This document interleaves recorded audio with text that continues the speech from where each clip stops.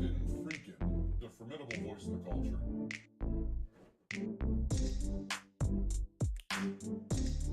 Hey Justin, are you trolling?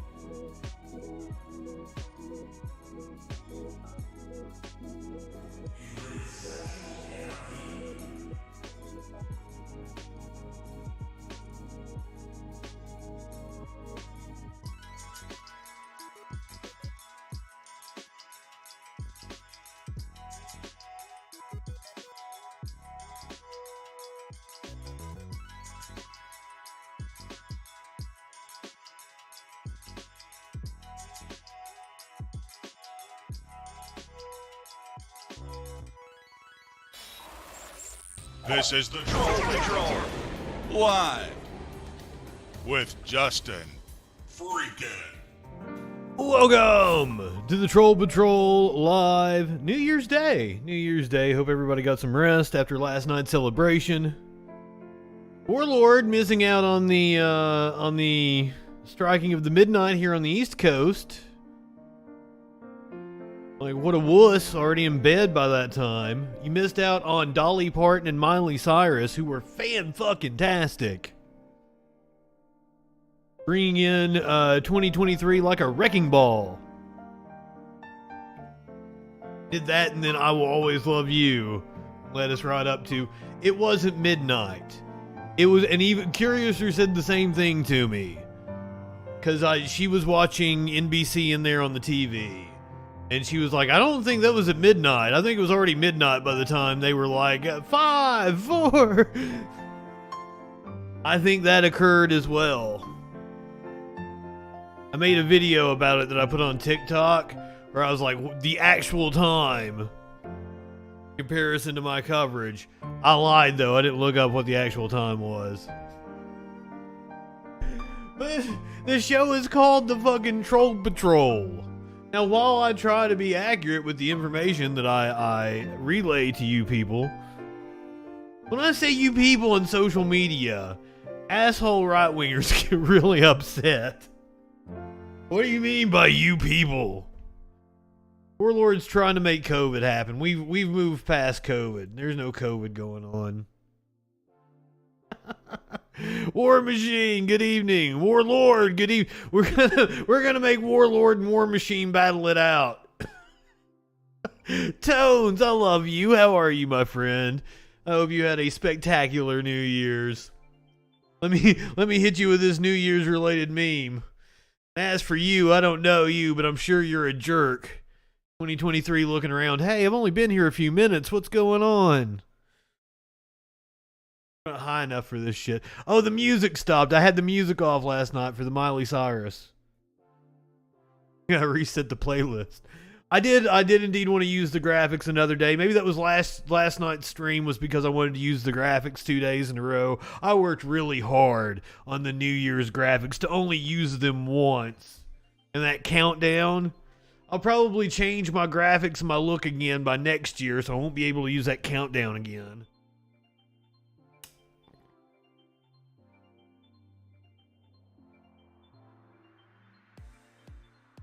To the lightning and the thunder. Now I'm gonna be singing fucking Imagine Dragons. Why the fuck would that be my New Year's resolution? I think I'm a perfectly nice person. I just have a low tolerance for bullshit and idiots. Speaking of which, let's talk about some idiots. I want to share a comment that I got on the YouTube. Andrew Tate fans. It took a couple of days. Well, I mean, have you tried not being a fucking idiot? Right-wingers are goddamn morons. But I don't call people idiots because I don't like them. Cottonmouth in effer. Got a cottonmouth in effer up in here. I'm trying to get some cottonmouth.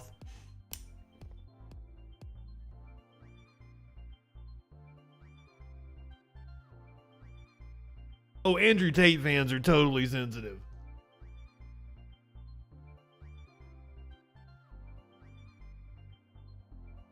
So many of them tried to criticize me by saying that I wasn't fair enough to Andrew Tate, or that I didn't tell the whole story, which I thought was odd. This one dude named Greg, fucking Greg, learn your role, son. Greg, he wanted to criticize me and my journalism. So he said, and I was like, I do a news show, Mother Earth. Like, why was I was piling on to Andrew Tate? And I'm like, well, I do a news show. And like, that was in the news. He's like, it's beyond just news when you start providing your opinion. I worked in media and we would call what you do editorial. Get it together. Greg, son, I'm a comedian on YouTube who does reaction content. I give my opinion and make jokes. Never have I pretended to be anything else. I do a fucking show with a goddamn troll head as a logo. Are you fucking stupid? Hey Justin, are you trolling? Greg doesn't have a point.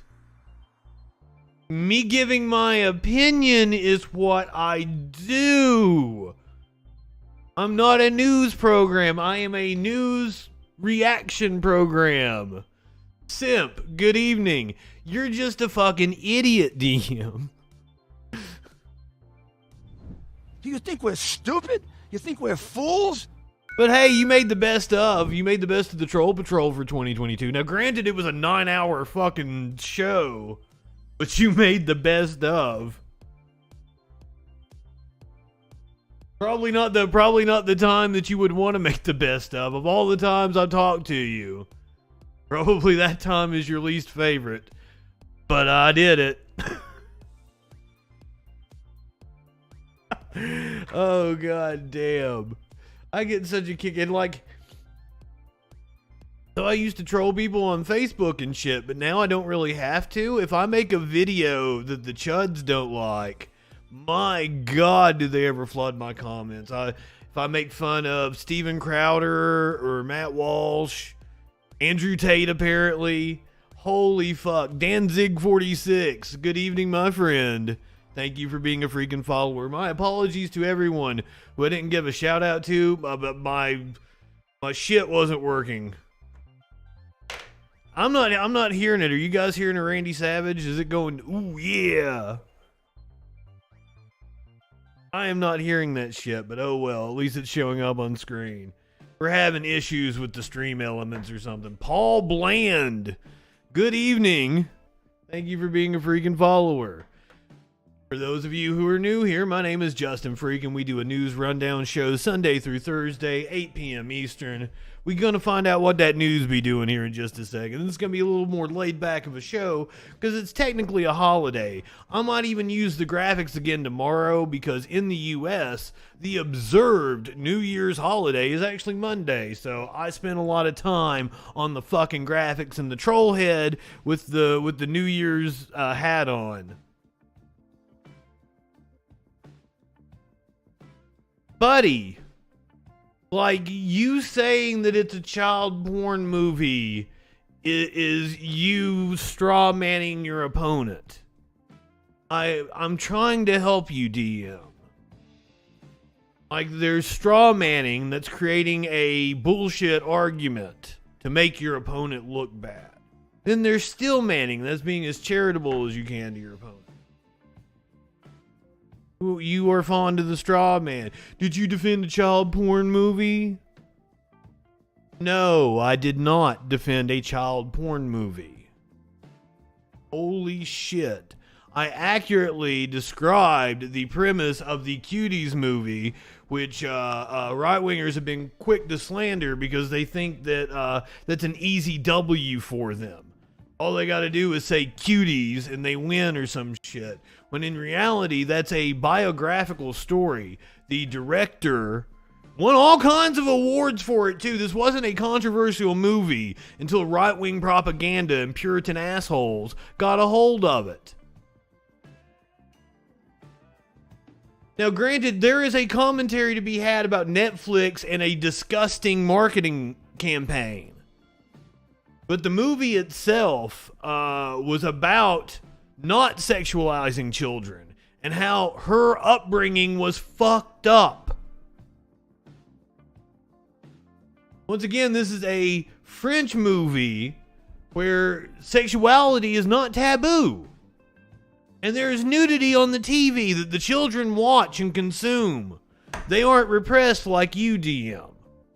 So there's a lot of nuance to this conversation that you leave out because you are a dishonest piece of shit. And a lot of times, instead of explaining that over and over again, I just call right-wingers morons and move the fuck on, because we're going to find out what that news be doing. That's Yeffe. I probably fucked that up, but maybe I got close to it. Good evening, my friend. I think I was trolling in a... Is that really? I mean, fair assessment. This is pretty astute on their part to come in here and be like, well, that's a fucking junkie. I don't know if junkie is the word. I don't know, like, am I a pot junkie? I guess. Is that a thing? I need a precising definition on exactly what a junkie is. It has a pejorative connotation to it, that's for fucking sure. Man, I had this dude on Twitter. He said that like it was like a gish gallop of big words to try to sound smart. And I was like, well, let's hone in on this. Exactly what do you mean by this phrase? Clinically, good evening. So glad to see you, my friend. Hope everybody had a fantastic New Year's. I loved the song. Like, after if you're watching on YouTube and you didn't get to continue with us, I had sausage balls, spinach dip, macaroni and cheese. There was all kinds of fantastic fare for me. The kitchen. I ate on stream. I usually don't do that, but I ate sausage. I put balls in my mouth on stream. That VOD doesn't exist. But I've got the Twitched program. Twitched. It's the Twitched. I've got the Twitched programmed. Nuke the VOD whenever I change it to just chatting. Love you guys. I had fun hanging out doing New Year's with you. I like listening to live music any chance I can take to listen to live music on stream. That's always a plus. Usually it's really shitty shit like the Summit of the Americas. We watch that shit. I was so bored by that concert until we got to I was getting ready to say Eazy-E. Sheila E. Eazy-E. Zombie Eazy-E came out on stage. Gave a hell of a fucking performance.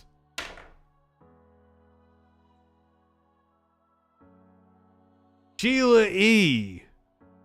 Like, we sat through, because like Biden gave a speech and it was a whole bunch of bullshit. We watched the Summit of the Americas.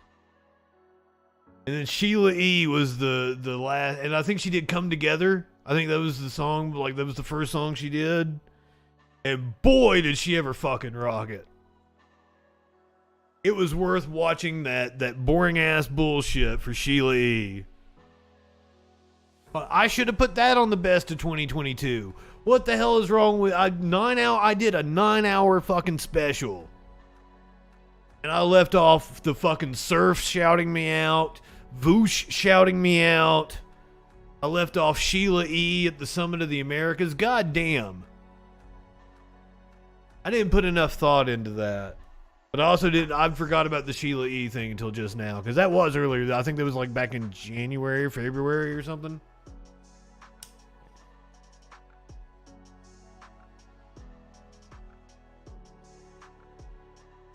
Not high enough for this shit. It's time to find out what that news be doing. Let me give you a rundown. I haven't even told you what we're going to be talking about tonight. Starting off the show, I got good news, I got bad news. I'm going to let you guys pick. Usually I'm very particular. The show is put together. I don't stray from my format. Tonight, choose your own adventure for you fucks, because it's New Year's. Do you want the good news or you want the bad news first? You got two different men being sworn in. One you're going to be happy about, another one not so happy about.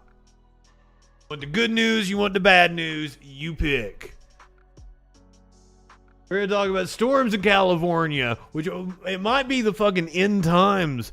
Let's not be surprised if the four horsemen of the apocalypse streak through the fucking sky. Storms, floods, earthquakes in California. Maybe Tool was right. They're going to fall into the fucking ocean. I apparently didn't stay with New Year's Eve coverage long enough because a story that possibly could have warmed our hearts last night, I cut away from too fast. Apparently a man attacked some cops with a machete. Sounds wholesome and based to me. But he might have also been a Muslim terrorist and wrote a disturbing manifesto. Those things can both be true at the same time. Oh God, I'm cracking myself up tonight. I'm sorry. He was kicking authority in the balls. He's kicking authority in the balls.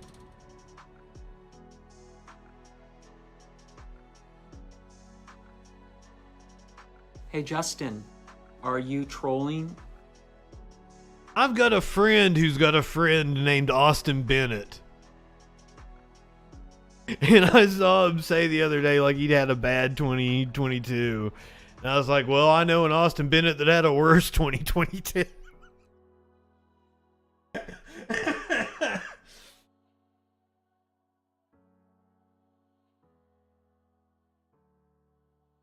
Oh, I'm sorry. I'm on crack tonight. I was on crack. Right.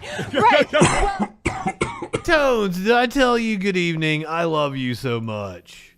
Oh, like, I'm sad you weren't here with us for music last night. I feel like Molly. So, it was a New Year's that seemed like it was like tailor-made for a Justin Freakin. It, like, Miley Cyrus, David Byrne, Sia, like, what the fuck? Like, those are like my favorite fucking artists. Now, like, Sia and David Byrne didn't sound good together. I've got to admit that didn't come off well.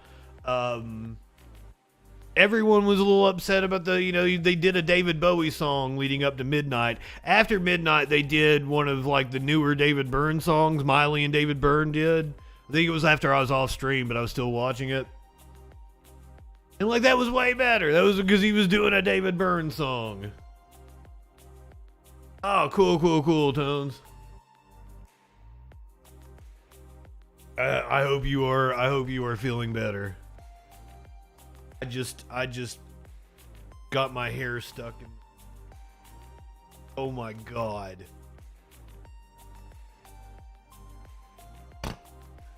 Maybe I'm too stoned for this tonight. Like, maybe I just need to wrap it up. Good night, everybody. Professional, we'll see this through.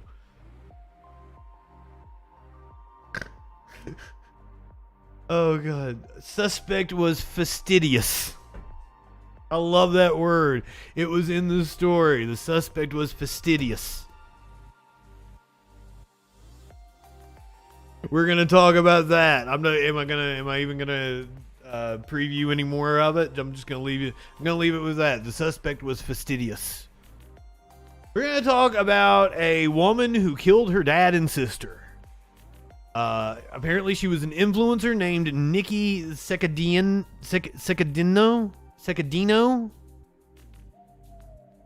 There's a few caveats to this story. The right wing is latching on to it. She might have killed her abusers. Other people are like kind of lionizing her because she's a trans woman and she's very attractive. She was trying to be a model and she was a gram influencer.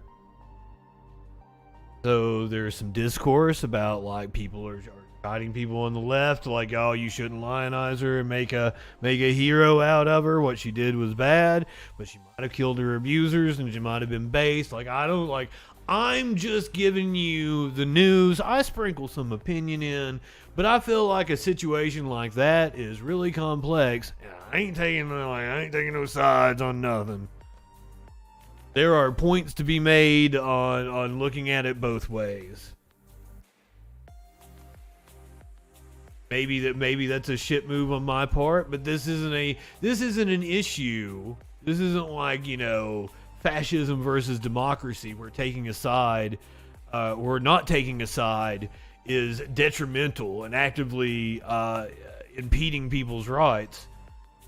Something where how you view a subject, I can see both sides of it.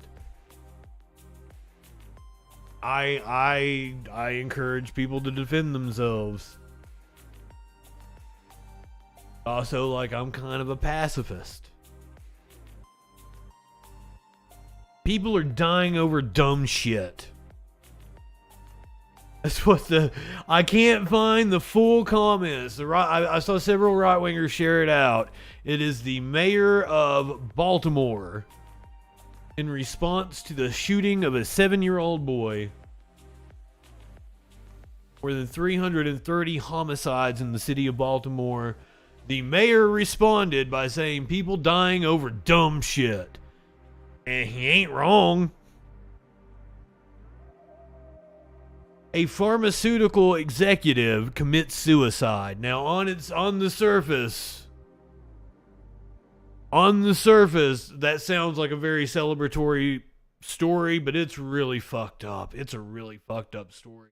I had no clue who this woman was. It even involves Supreme Court Justice Ketanji Brown Jackson. This is a crazy one, but it's kind of dark. But all in all, pharmaceutical executive committing suicide. Pretty good on the surface. Also got video of a cop slamming a kid to the ground in Broward County, Florida.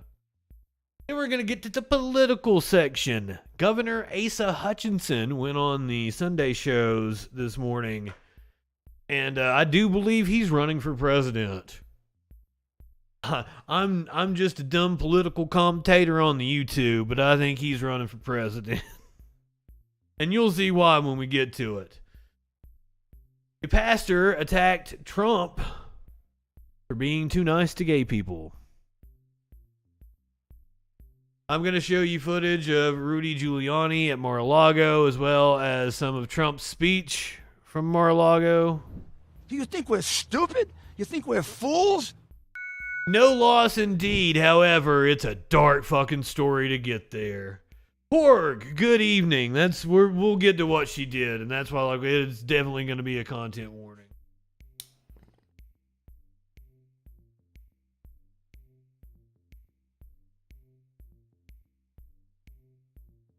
Pastor attacked Trump for being too kind to gay people.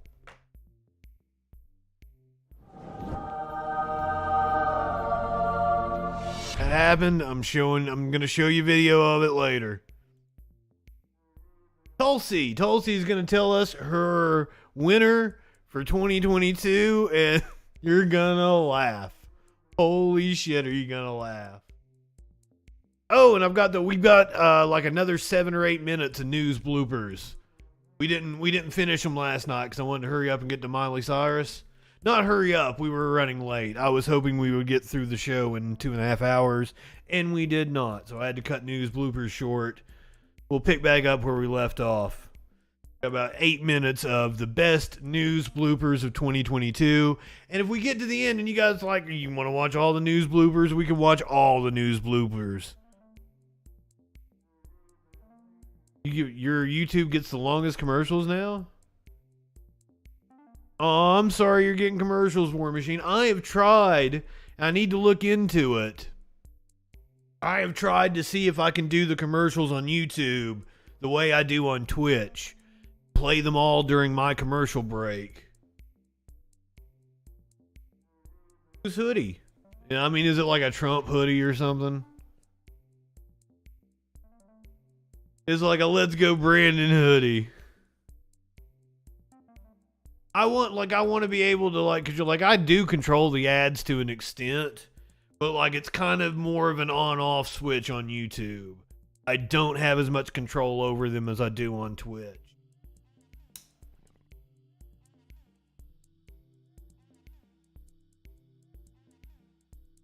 Or the live stream. A concealed guy. Okay, those are kind of cool.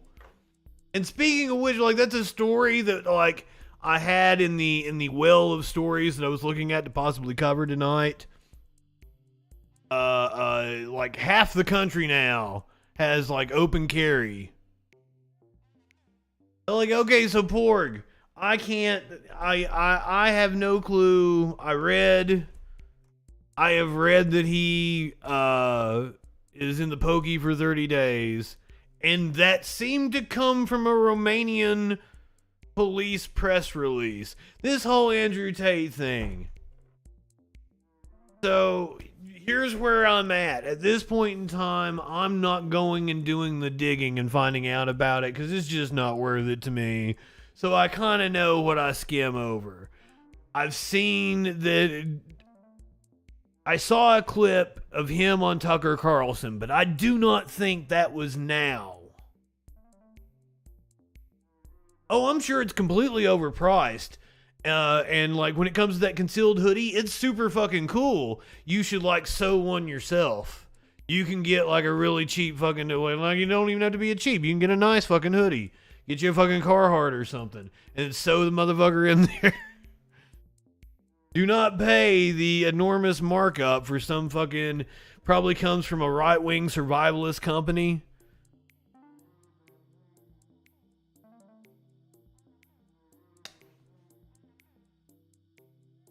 They are good with their social marketing campaign, or they hired somebody that's good with it. God damn. They've been on fire. I would give Jerry's Pizza a chance.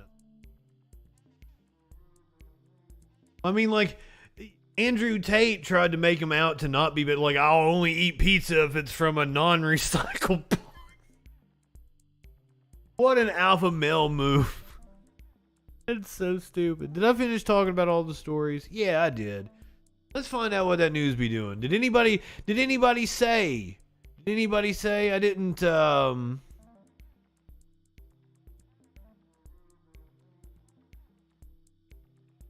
Sky Comet, good evening.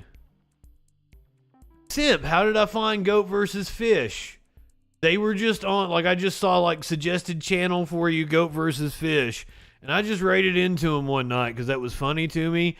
And I fucking love that motherfucker. I'm going to ask him to be a co-host on the Friday Night Freak Show sometime. He's a comedian. Like, I've watched his other shit, too.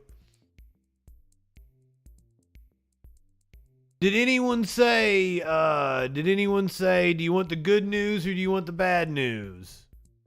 Good news or bad news? You get a pick. This is choose your own adventure tonight. Told you guys that at the beginning of the rundown because I was hoping I'd get an answer. I was so stoned I almost forgot about it. You want the good news first? You want the bad news first? Bad news. Bad news. Bad news happened on Thursday.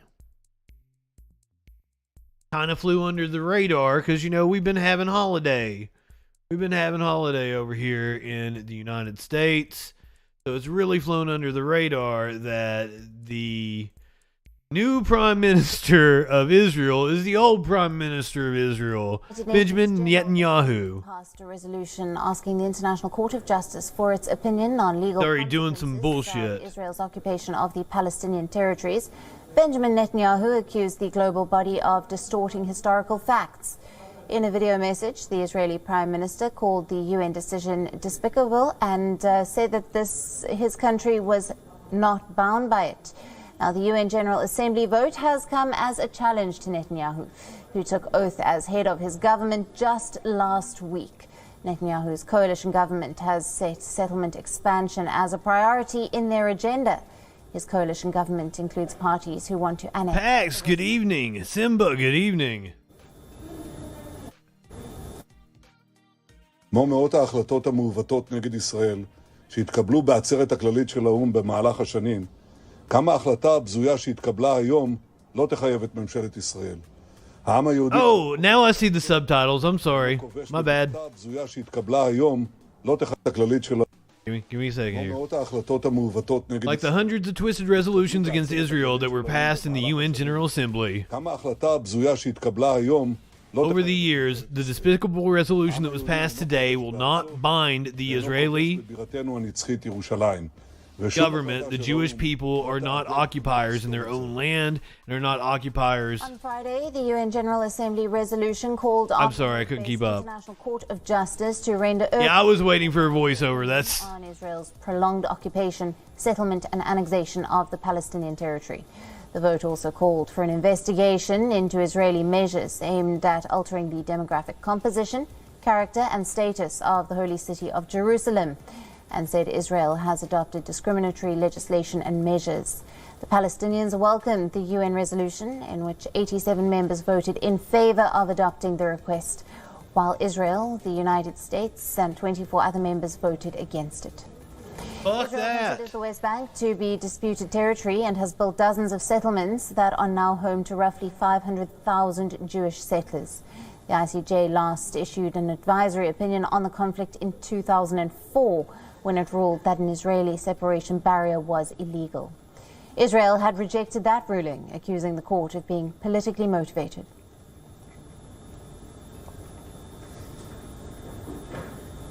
They are indeed politically motivated, but like the politics of finding a peaceful solution, the politics of holding people account.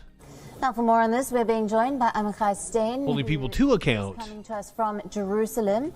Now, Stein is a diplomatic correspondent at Israel Can TV. Thank you for being with us. Exactly, Pax. Also, did I tell you good evening? I'm stoned. I don't remember. Against Israel at the ICJ, and also Israel condemning the UN General Assembly vote. So, first of all, it's the first diplomatic test for the new Netanyahu government, the new right-wing Netanyahu government. You know, the question after this decision is, first of all, will Israel retaliate against the Palestinians in some kind of sanction because they are behind this move and decision? And the second one is, will Israel call, for example, all the ambassadors of the countries who supported this resolution to summon them to the Foreign Office? So these are the diplomatic questions. Now, the decision itself, we must understand, is now going to the International Court, meaning it will take time until we will see a final statement or decision regarding this issue, if Israel is an occupier in the West Bank or is a temporary or things like that. So it will take time. But it's the first, let's say, dice in the domino that might affect Israel diplomatic relations in a few years, because this is going to be on the court's table. And you might see, for example, times that Israel right-wing government will conduct several things inside the West Bank, which will implicate how fast or how intensive will be the court's use of this kind of thing. And will it move faster or move slower? You might see things here on the ground in the West Bank influencing things in Hague. We are now available in your country. Download the app now. So, basically, Netanyahu is saying he is going to ignore because of course the UN resolution isn't binding. They're going to continue to build settlements in the West Bank. And my guess would be that they're going to ramp up construction. So that was the bad news. Now we hit you with the good news. Lula da Silva sworn in today as Brazilian president.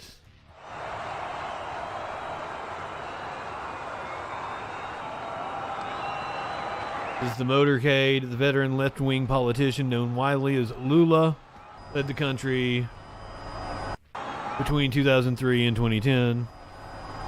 The inauguration ceremony took place under tightened security after alleged threats of violence by supporters of Bolsonaro, the predecessor. The president-elect and incoming vice president paraded through Brasilia.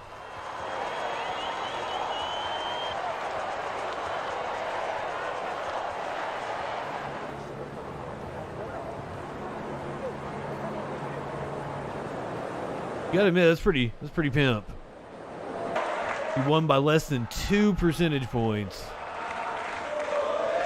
Prometo manter, defender e promised to maintain, defend, and fulfill the Constitution, observe the laws, promote the good of the Brazilian people, hold up the unity, integrity, and independence of Brazil. A integridade e a independência do Brasil.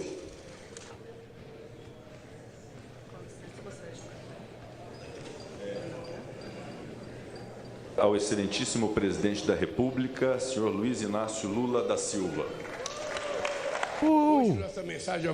Today our message to Brazil is one of hope and reconstruction. The great building of law, sovereignty, and development that this nation built since 1988 has been systematically demolished in recent years. It is to rebuild this building of national rights and values that will guide all our efforts.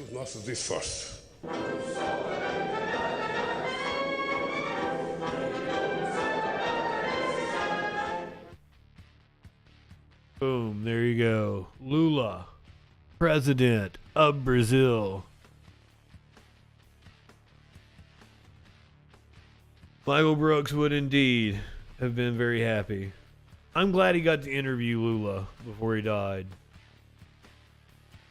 Hopefully the trials are behind him. I worry for his life at this point. I don't think any charges could stick to him at this point.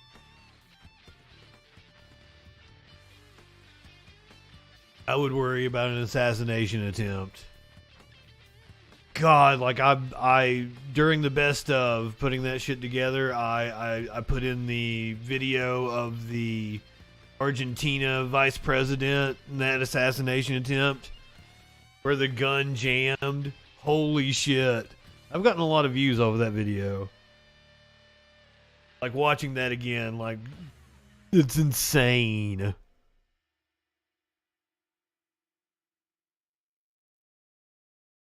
Let's go to natural disasters.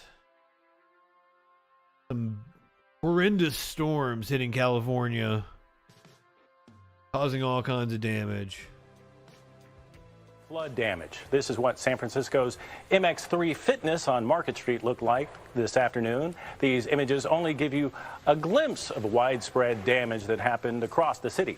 KTVU's Alyssa Harrington picks up our weather team coverage live in San Francisco for us tonight. Alyssa? Well, the rain has stopped for the time being, but today's storm caused a lot of damage. Take a look at what's behind me. This huge tree toppled over in San Francisco's Noe Valley and completely crushed a parked car.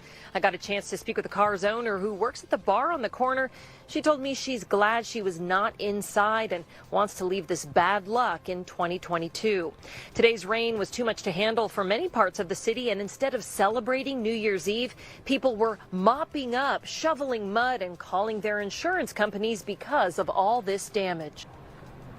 Water was I'm pretty certain that the insurance companies didn't answer. Inside of a house in San Francisco's Bayview district. Major flooding on LeConte Avenue damaged several homes.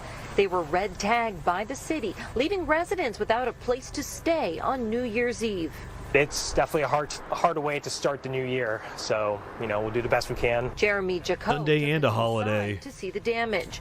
Neighbors said rain runoff from the hillside behind their homes flooded their yards and patios. The garage door was closed, so then we open it and then water just pours out. Because there was a bit of a landslide, all of the dirt came down and blocked all the gutters. So the water really had nowhere to go. Video shared by the San Francisco Fire Department shows several feet of standing water against a sliding glass door. One of the firefighters says that she was in waist-deep water. Captain Jonathan Baxter said firefighters tried to divert the water and set up sandbags, but eventually had to let it through by opening the doors to some of these homes. We had to get creative with the families, and in some of these houses we used sandbags to actually make a river coming from the backyard, going down staircases to the front door, which is at the downward slope of some of these homes. Nobody was injured, but some neighbors were upset and believe this could have been prevented if the hillside was better maintained. Definitely shock and sadness. I think, obviously we're not the only ones affected. In all the sadness that this brings, we're lucky to have a set of neighbors who all are here for each other. Everybody went into each other's homes. We all know each other. Torrential rains drenched the city, causing flooding, toppling trees, and triggering mudslides. Here's video from a mudslide near the main gate of Bernal Heights. Another slide blocked lanes along the Great Highway near Seacliff. And on Cesar Chavez Street, some drivers ignored the flooding and the road closure. This driver... Don't do that. Do not drive into high water. Yep. His car got stuck and started floating.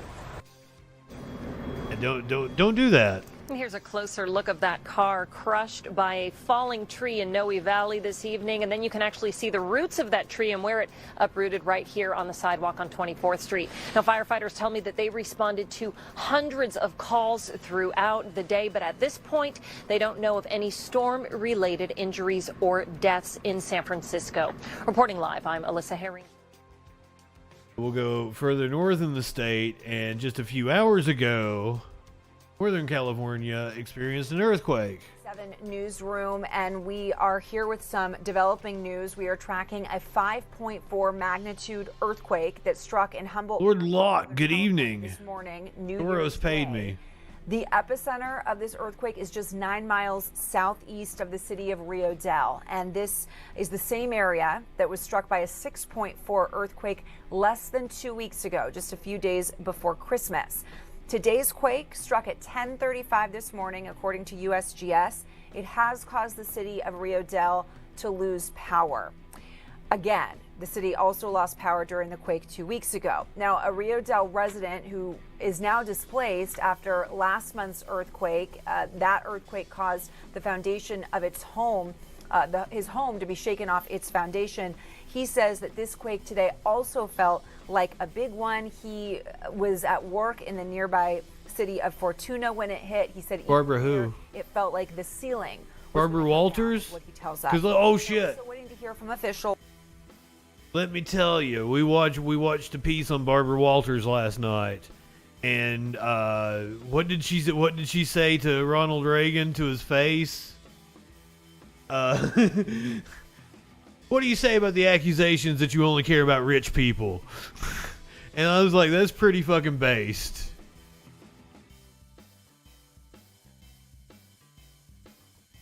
Apparently, this earthquake happened in the same area. But it was less powerful than the last one.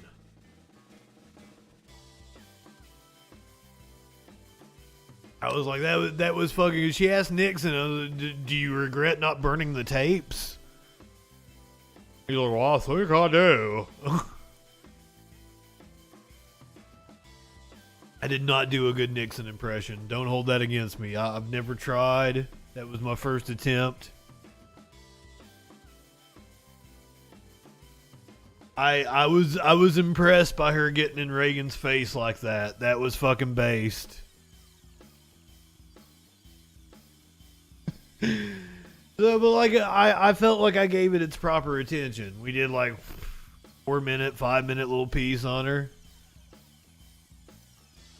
And we got to hear her say that to Reagan, and it was worth it. I'm sorry that I did not stick around long enough last night with the New Year's coverage, and we could have seen something else that might have been really cool. Some cops got attacked last night. There were some cops attacked during the New Year's Eve celebration. I guess it was already New Year's Day when it happened. It happened after the ball dropped. Alleged Islamic extremist in Machete attack on NYPD cops asked family to repent to Allah in a disturbing manifesto. Do we have video of the attack? Or is this the aftermath? Crazy. Nash, good evening. Guy comment, did I say good evening to your lovely face? This is the scene in New York last night that we missed out on.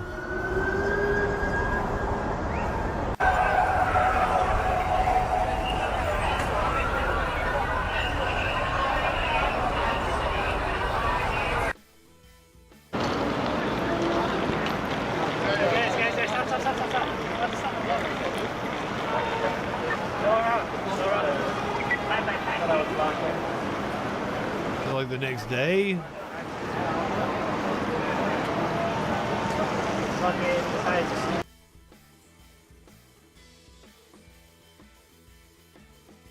Hi there, I'm Lula. Oh, shit.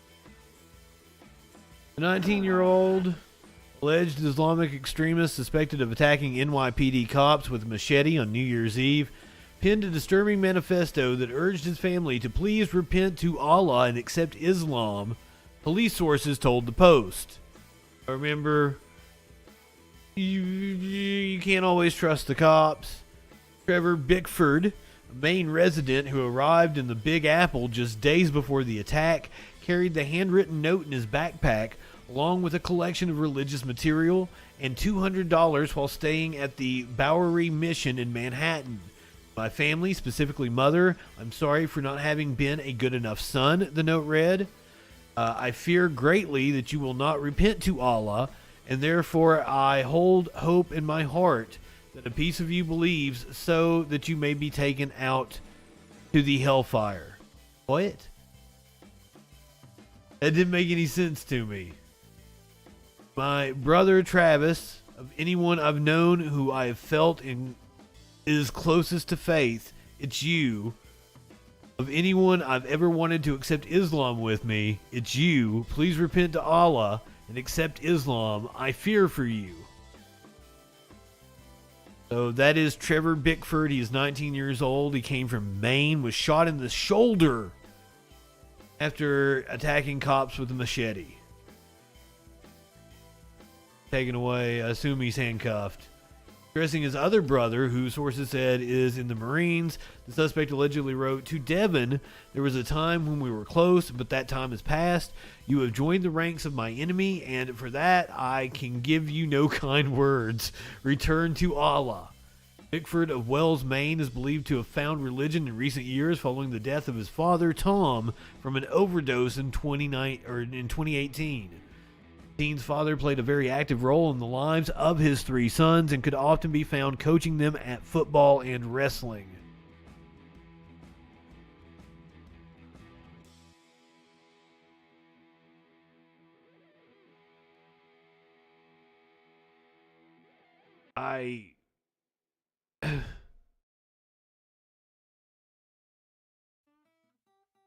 So, the little white boy from Maine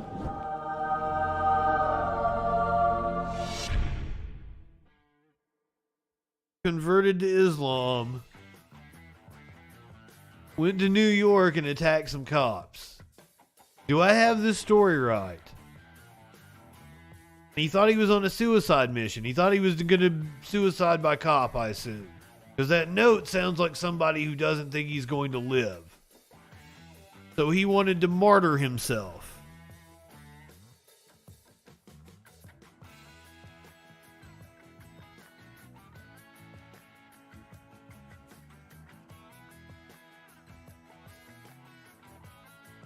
Sources said Bickford became radicalized as recently as a month ago. Bickford's radical shift put him on the FBI radar before he hopped an Amtrak train and traveled to New York, arriving on December 29th. Around 10 p.m. on Saturday, he allegedly attacked cops working the Times Square detail, including a rookie on his first assignment. The young cop, who was still assigned to the police academy, suffered a gash to his head. A Staten Island officer suffered blunt force trauma to the head. Both were taken to Bellevue Hospital with non-life-threatening injuries. Bickford was shot in the shoulder and wounded during the attack. He remained hospitalized Sunday and has not yet been charged. That seemed to be a picture of the machete that he wielded.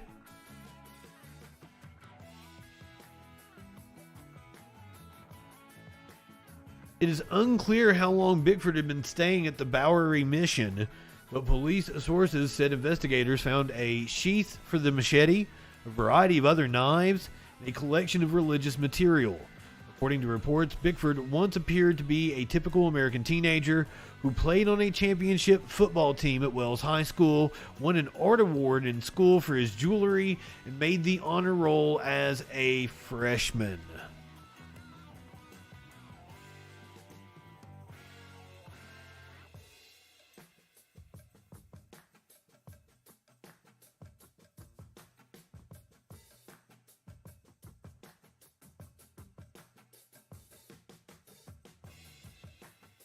That's a wild story. And that's not the only wild story I have for you tonight.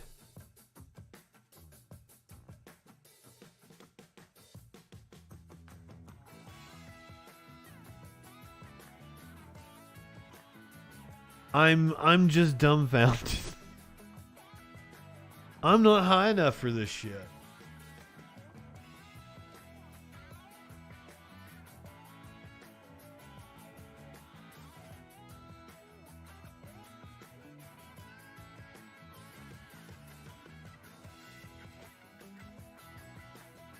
This is not the only one I have for tonight. I didn't content warning you.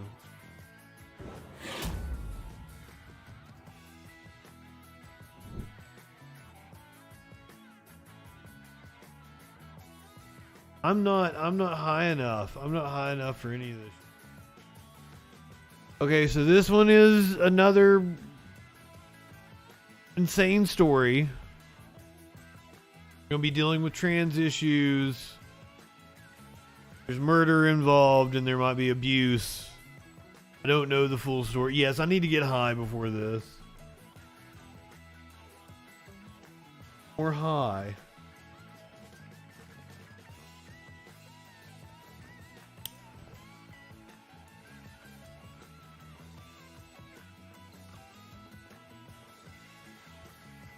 This one's got it all, though. She's a internet influencer, wannabe model. Accused New York City killer Nikki Saccadino. Let me get you a kitty. Let me get you a kitty.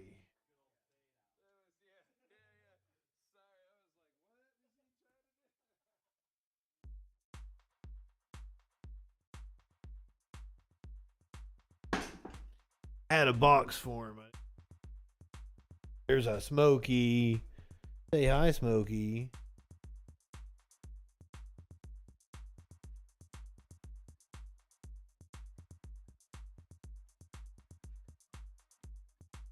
I had all the cat. Did you miss the kitty? Oh, I will not let anybody miss out on the kitty.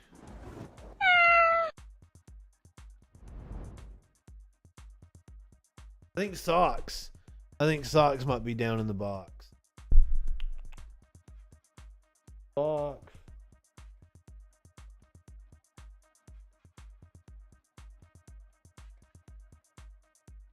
They were killing me last night. Like Maynard was with me all night. He's right next to me. Which isn't usual for Maynard. Like, I mean, he's been really sweet here lately.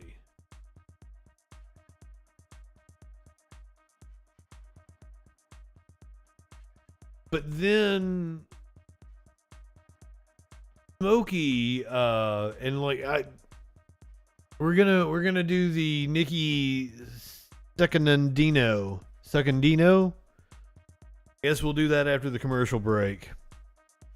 Go bullshit about cats and get high. If you're subscribed, I'm gonna stick with you. Probably gonna regret it. I'm probably gonna need to pee not long before the next hour. But if you're not subscribed, you're gonna get the Twitch commercials, but you're not gonna miss out on anything. I'm just gonna be bullshitting. When you guys get back, we'll do the Nikki Secondino. Nikki Secondino. And like, she wanted to be a model, and like, she is she's very attractive. Oof. So I understand how some people are making her out to be a heroine.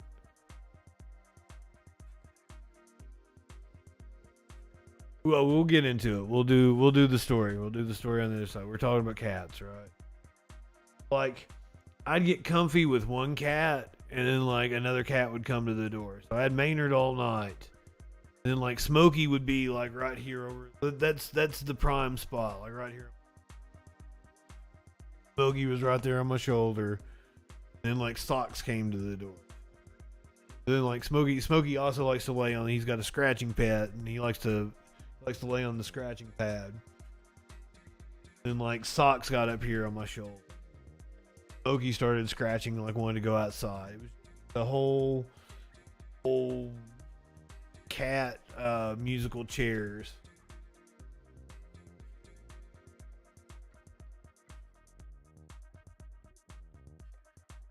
It's weird because like sometimes I'll get just all three of them, and they'll all sleep with me all night, and no big deal. But sometimes like, I don't know if baby cat is scratching outside the door, and it's like they hear something and they want to go and see what's up, because there's other cats, right? So like,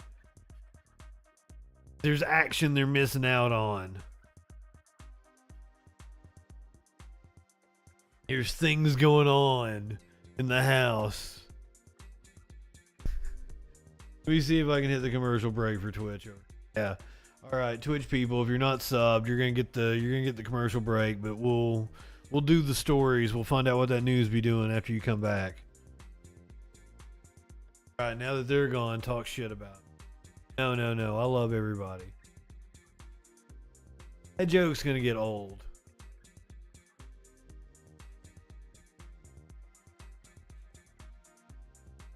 Apparently, Sunshine has a way of waking Curiouser up, just like pawing at her head.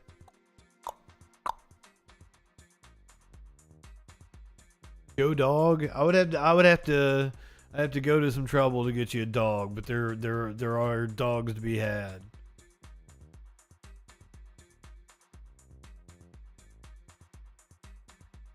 Not in the immediate vicinity though. Cats. There are so many cats.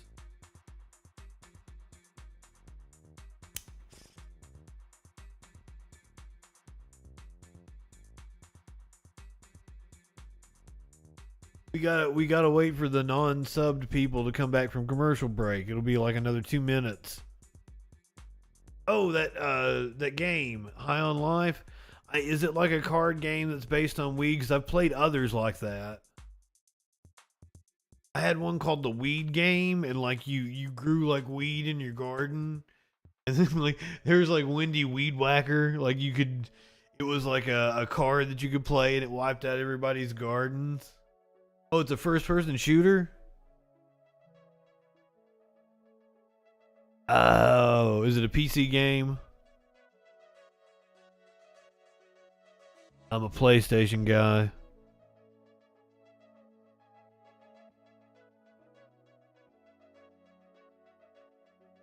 The gun is voiced by Morty. What, Justin Rowland?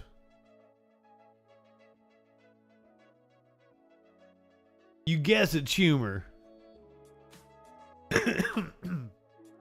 I mean, if it's kind of like a Rick and Morty type humor. Yeah, it's a PC game. I mean, I got some PC. I do my gaming over there. On the PS5. What have I even been playing? Oh, I've been playing the director's cut of Death Stranding. PS5.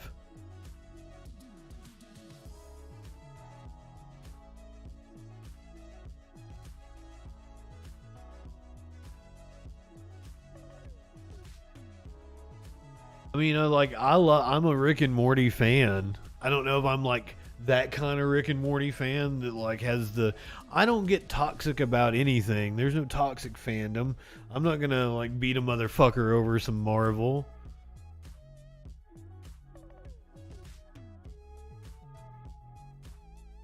Some people get all serious about that shit.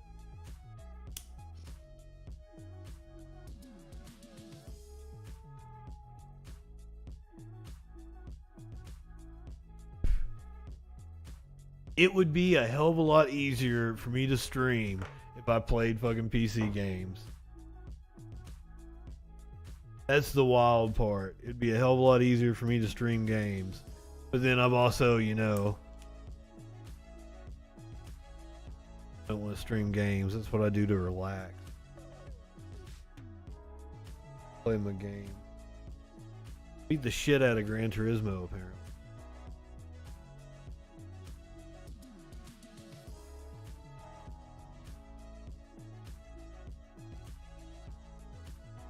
The last season of Rick and Morty wasn't that good. Is that just me?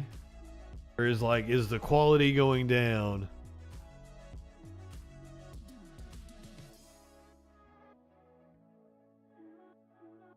Rick and Morty heyday. This season was the best, Warlord says. Are you like I never know with you. Are you just stirring the shit?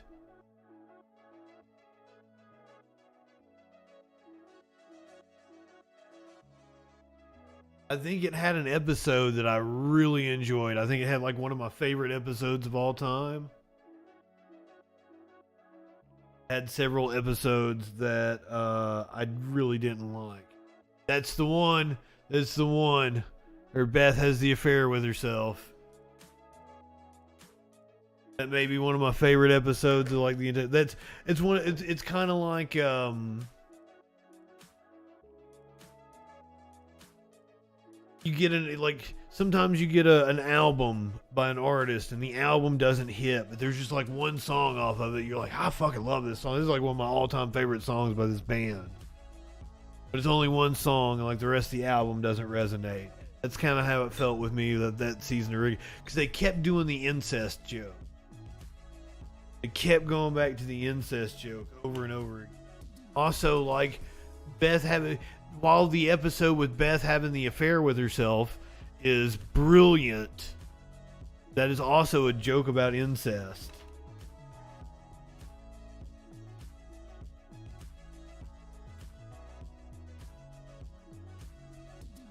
It makes perfect sense in how it ends with, like, I hope, spoiler alert, how it ends with like Jerry being a sub to, like, you know, the dominant Beth and shit like that. Like, that's hilarious.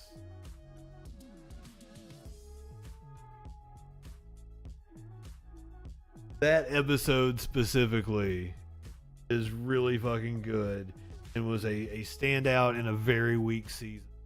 But also the one where it might be that same it is that same episode, isn't it? Because it's Thanksgiving, and I didn't notice it the first time I watched it. Like Rick is coming back from fighting the president, which has been like a running joke through a couple of the seasons, but I didn't like it's very subtle. Because he's like morphing back from being a turkey. But that's one of those things that you can pick up on. All that shit.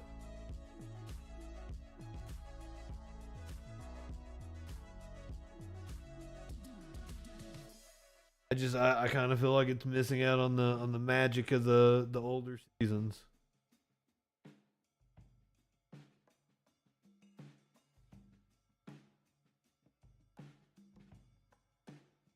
Like how their video game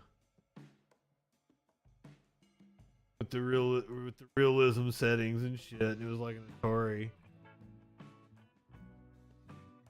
I'm sorry, I've been working on a bowl over here. My bowl was gunky. I had to clean it.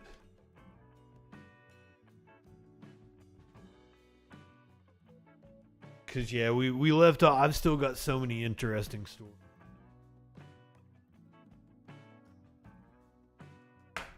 Got more crime shit. By the way, content warning.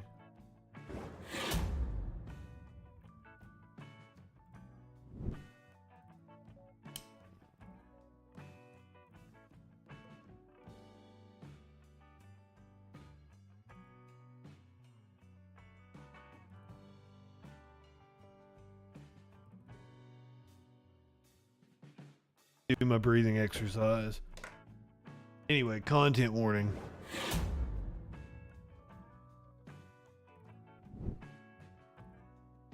Accused NYC killer Nikki Saccadino confessed that she wanted them dead.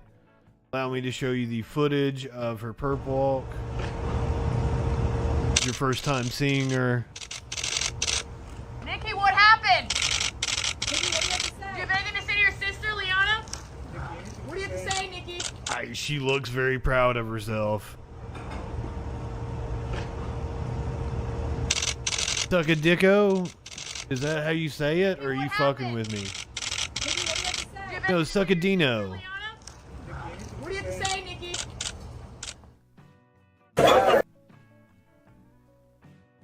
Accused transgender killer Nikki Saccadino gave cops a chilling confession to Thursday's slashing attack on her dad and sister, declaring that she wanted them dead and boasting that she would have killed others if she could have.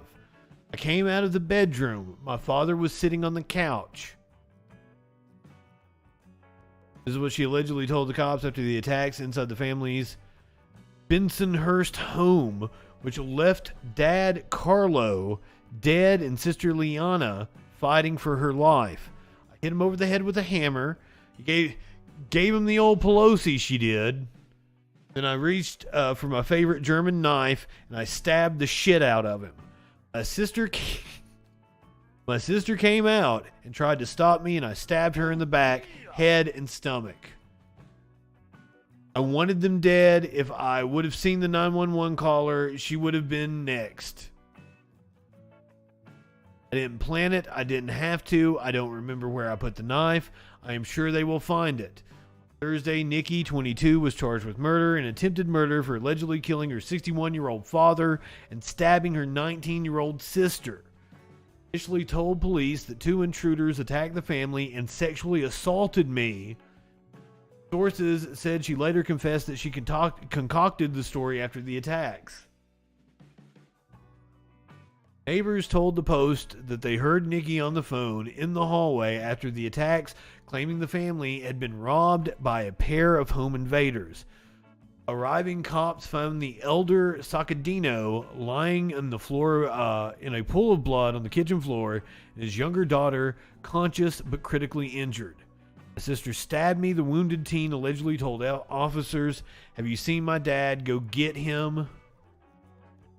Here's a good look at her face as she's being perp walked. Now I'm a little confused. No motive for the killing has been revealed. A police source said Nikki was being stressed by family fighting. She was just getting annoyed at minor things, and it just kept building up in her mind until she went into a fit of rage. Deadly assault came amid new reports of turmoil in the family. In late July, Nikki got a temporary order of protection against her dad and sister, claiming Leanna threatened to kill her and that her father was in the mob. It was very weird. It wasn't sophisticated. It was grammatically poor, one police source said of Nikki's request for the order. While a motive for the killing was not revealed, the family court request came after 2 incidents of threats and violence in the family earlier that month.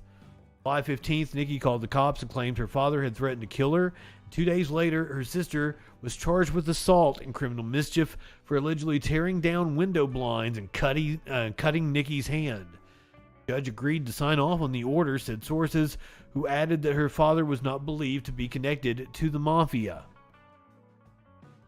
He was supportive of her choices. Neighbor Joe Pagano said Friday of Carlo's relationship with Nikki. He never threw her out. That's a low bar. I don't think a neighbor is really privy to whether he was accepting of her or not. Ida, good evening. Poor, good evening. Somebody else snuck in here. Lord Locke, did I tell you good evening? Dustin, good evening. Rise, good evening. So glad to see you all. He was very lazy, he said. He wanted her to get a job. That was the biggest beef. If you were 20-something, not going to school, you've got to get a job. Friday, a GoFundMe was created for Leanna and her father, with the site raising more than $10,000 by midday. Locals said Leanna had come home from college to be with the family during the Christmas holiday and was planning to go see her boyfriend. Leanna is like walking sunshine. It brings joy and positivity with her wherever she goes. Leanna's father, Carlo, loved her so much, and worked hard every day to be the best father he could.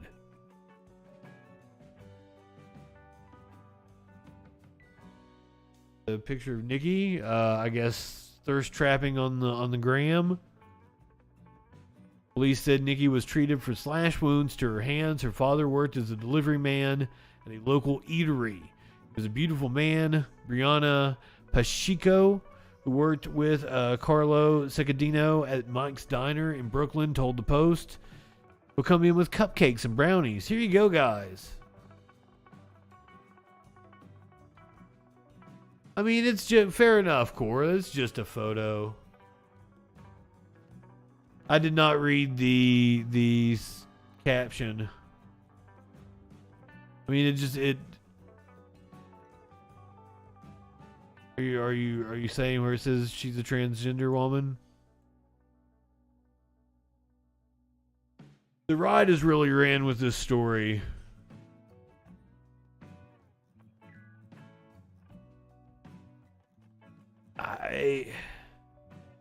I thought part of the story was that she was abused by her family. Apparently, she did seek a protective order. The judge granted it. We don't know the whole story, so that's why she's being lionized by some people on Twitter. I mean, like, I'm not saying it as a pejorative when I say a thirst trap picture, because, like, fucking, I follow plenty of thirst traps. I kind of think it's funny that if someone was like a right-wing figure was to go and look at my likes on Twitter, it's like all like girl dick.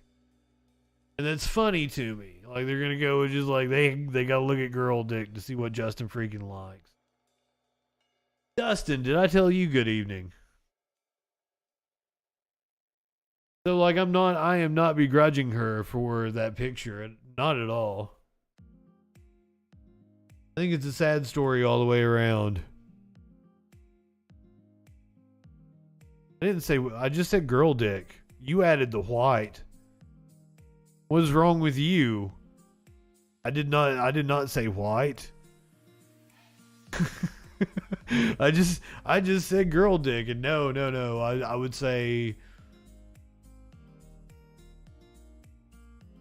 representative of their populations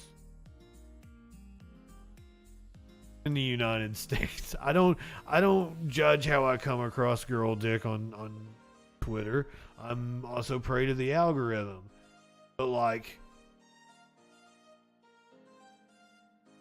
if you must know the story, there was apparently a very cute trans girl that liked to post racy content on the Twitter, and I followed her, and she was like, "Oh my God, Justin freaking followed me," because apparently she'd watched the stream before, or maybe she was just, you know, trying to be, because the best sex workers are the ones that get to know you on a personal level.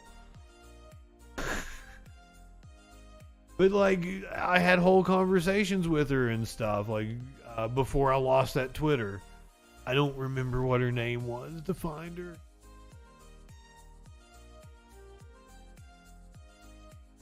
She was like 10 or something. I don't remember where she was from. Like, I do not discriminate on girl dick at all. How did we get on? No, how did we get on this topic? I was supposed to be reading the news. You live in sexual anarchy, and it's kind of it's a little like kind of chaser to have a story about a murderer who just so happens to be trans, and then we get on like sexual things. That is bad journalism on my part, and that is something I don't want to be prey to. And I'm not joking on that. I'm like, sometimes it's hard to tell when I'm serious or not. I'm not joking on that one. Like, I try to catch myself. When you're just talking off the cuff like I am. I can't even find it. Where's my... Yeah, there we go. Hey, Justin, are you trolling?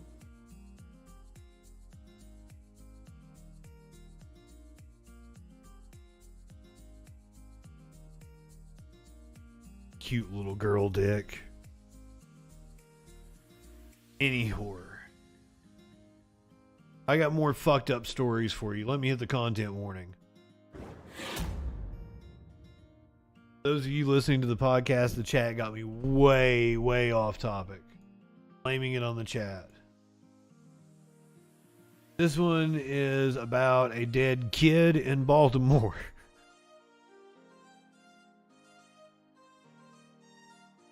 As we close out 2022, it's another year of more than 300 homicides in our city.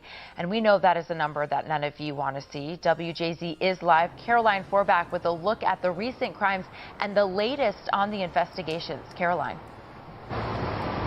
Well, good evening, Cal. Well, you can't judge me by closed captioning. Baltimore City is closing 2022 with another violent weekend.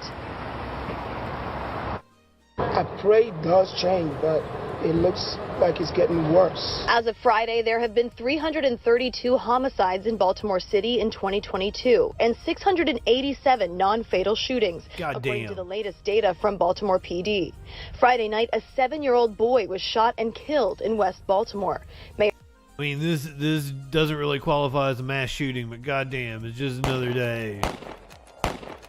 If I was to look it up, I would assume that a mass shooting happened today. It was New Year's Day. Brandon Scott held a press conference at the scene. No family should have to feel that pain. A few hours later, 3 people were shot and 1 was killed in the area of North Carey Street. Homicide detectives are investigating these incidents as well as a long list of cases that remain unsolved. It's no question gun violence is a major problem in the city. There have even been a number of incidents of people being Mobile, Alabama. Well, we have to talk about 1 killed, 9 injured. What I think about is the why people are shooting and killing each other. WJZ talked to locals who say they want better for their city. They're hoping 2023 brings change. I didn't know what you fucks were talking about when you said Jay-Z. I see now. Could be moving on with something. I see now. One man we spoke with says it's on everyone to help move this city in a more positive direction. Having what I can call... Oh shit, what'd I do this time? Something that can lead people, something they look to like a map. Oh, Lenny, good evening. And as always, if you have any information on any of these recent crimes, you can leave an anonymous tip with Metro Crime Stoppers. We're now reporting live here in Locust Point. Now, that's the setup. 330 shootings in Baltimore. Record-breaking year for homicides. The right is going nuts over what the mayor said. But, like, I tried to find the whole, because he seems cool as fuck. I tried to find the whole clip, but I couldn't. All I could find was his 10 seconds. But here's what he had to say about all of the shootings in Baltimore. In Baltimore and across this country right now, after the pandemic, we know in Baltimore and across this country right now, after the pandemic, people are dying over dumb shit. And that's the reality. And we have to understand how we're going to hold those people accountable. We know in Baltimore and across this country right now, after the pandemic, people are dying over dumb shit. And that's the reality. People are dying over dumb shit.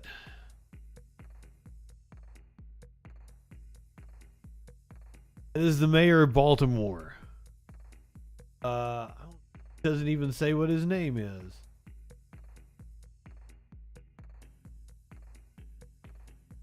They're outraged at the mayor's response to a 7-year-old being killed.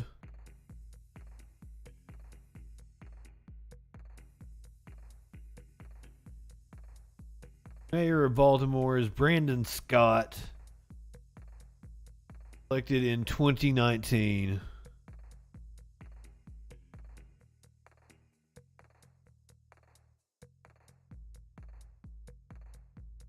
He says people are dying over dumb shit, and I'm assuming he's right about that. The right is all clutching their pearls because he said that. No lie detected. Alright. More fucked up stories. Are you ready? More fucked up stories?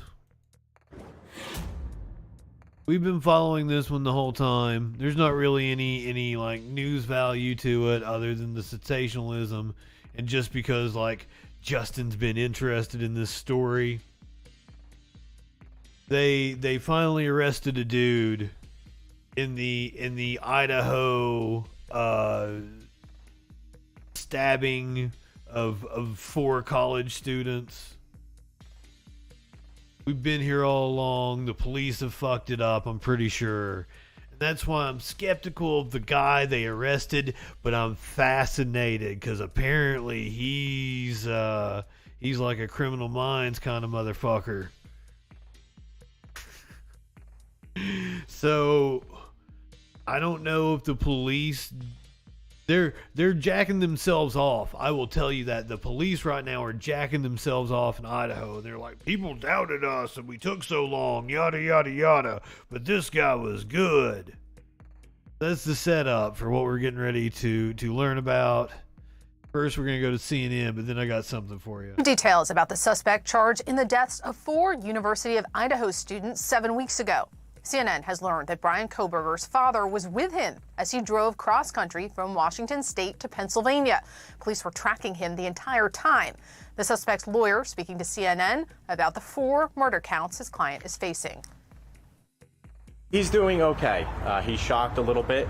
Obviously, he's calm right now.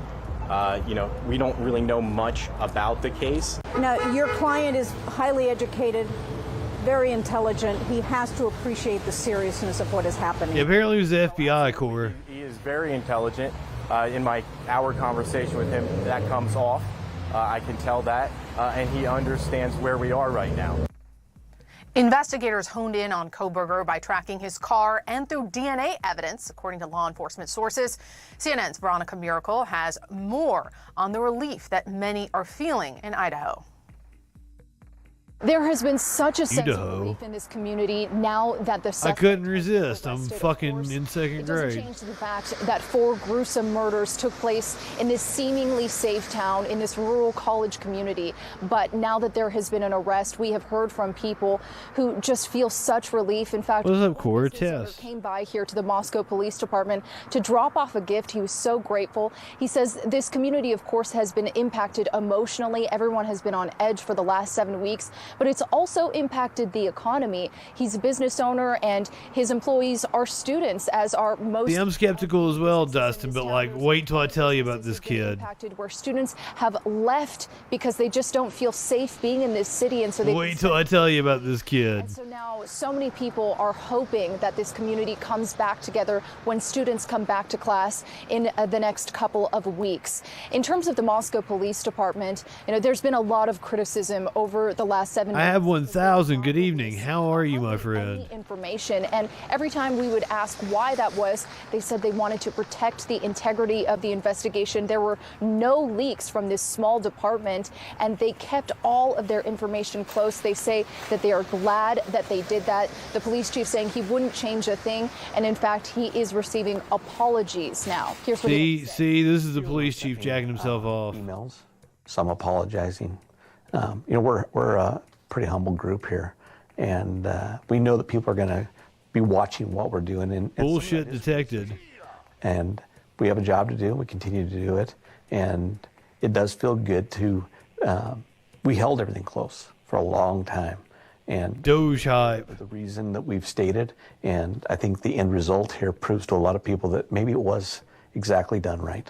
Brian Kohberger remains good in evening. Pennsylvania right now, but he has an extradition hearing coming this Tuesday. His public defender has told CNN that he is going to waive his right to that extradition hearing, and so he could be back in this state as early as Tuesday. I asked the police chief how long that process will take. He says it could be a couple of days. It could be as early as Tuesday. When he arrives back here, he will go to the Latah County Jail. Veronica Miracle, CNN, Moscow, Idaho. Oh shit, let's do this. FBI special agent. All right, Mary Ellen, we learned that the suspect traveled with his father cross-country from Washington State, the Washington State-Idaho border, to Pennsylvania after the crime happened. So hearing that, what's the first question that you have here? Well, obviously the first question is, did the father know anything? And at this point, we don't know. I believe he did. The father certainly could be in a position. But we don't know. Okay. Travel 25. Yeah, like I'm cutting her off first, and like apparently the kid in the Petito case or whatever, or the mom in the Petito case offered to help bury the body or some shit. That came out in civil litigation or some shit like that. I don't know. I'm speculating at this point. I heard something like that. But let's go to the Daily Mail for some gossip here. This is more interesting than what that FBI agent had to say. This is purely speculation from an unnamed source that apparently leaked from the police department. So take it with a grain of salt. This is the Daily Mail. But it's fun to speculate sometimes. And I do a show called The Troll Patrol. This ain't real news. Idaho suspect stalked victims for weeks and wore gloves after quadruple murder to avoid leaving a trail of evidence. This is a claim of a friend of an investigator. He's not stupid and has been very careful. The man accused of horrific slayings of 4 University of Idaho students was allegedly stalking them in the weeks leading up to the murders and wore gloves in public places after the killings. Take the Daily Mail with a shot of penicillin. Clinically, that's fire.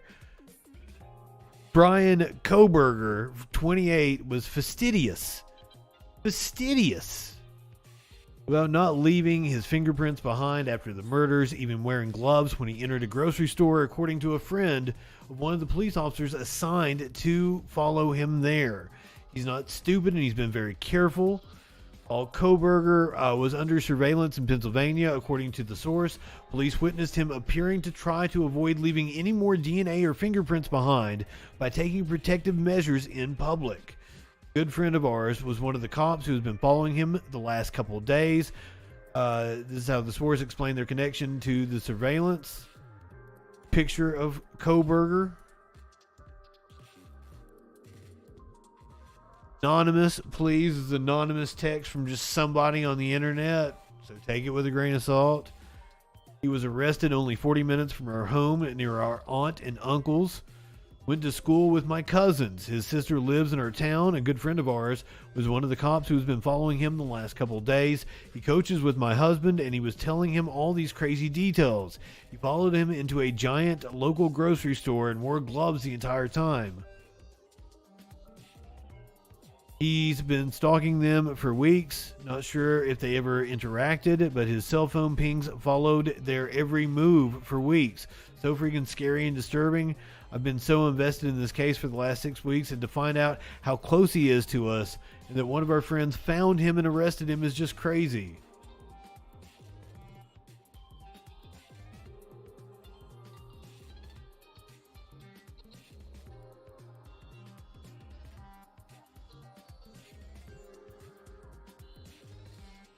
According to students in his class, Koberger acted as if nothing had happened after the killings took place. WSU's online directory shows he worked as a teaching assistant for the university's Criminal Justice and Criminology program. He was also a PhD student in the department. Students in the program told Fox Seattle, "Ooh, do we have video?" Boom. That's really the question, isn't it? Is we're trying to answer who Brian Koberger is, the man who moved from Pennsylvania to study in Pullman, and what could have possibly been the motivation behind stabbing 4 unsuspecting undergrads. This is the face police in Moscow say murdered the 4 University of Idaho students. Now Brian Koberger is in custody, arrested in Pennsylvania this morning, as we try and learn more about him. The 28-year-old attended Northampton Community College, where he made the dean's list at least 2 semesters, then graduated DeSales University in his home state of Pennsylvania with a master's in criminal justice. This fall, he moved to Pullman to begin his first semester at Washington State, seeking a PhD. Some of those that knew him in school describe him as professional, nice, mature. Bizarrely, his prior research includes this, a survey targeting responses from criminals asking how they committed their crimes, with prompts like, why did you choose that victim? Before making your move, how did you approach the victim? And how did you leave the scene? At DeSales, one student says she was approached by Koberger in the library to take another different kind of survey. He was there for, I want to say, like 2 weeks. Like, I saw him like walking around the library, and I thought that was weird. I was like, how many people do you need to survey? It was like a numerical scale with like some questions, and like I believed it was like about empathy, to see like how empathetic like a person is. Would you help a person if like this happened, or like if they caused a situation, would you still want to help them or feel bad for them? Junior senior Megan Burns says even her and her friends were captivated by what happened across the nation in Moscow. We all locked our bedroom doors at night. Like, I live in an apartment area on campus, and like our apartment locks, but like one night, like we were all watching videos, and like we all got super scared, like because we were all following like the whole case. And then like one night we're like, you know what, everyone's locking their own bedroom doors tonight. Like, we're just so freaked out. The fact that like I met him like on multiple occasions, it's insane. Like, I can't even wrap my head around it. And the latest I've been able to confirm tonight is a remarkable element to this alleged crime. Koberger did, in fact, return to class and even continued serving as a teacher's assistant in Crim J 302, a criminal law course. According to multiple students after the November 13th murders, Koberger was still around in class acting as if nothing happened. From the news, Zach Anders, Fox 13 News.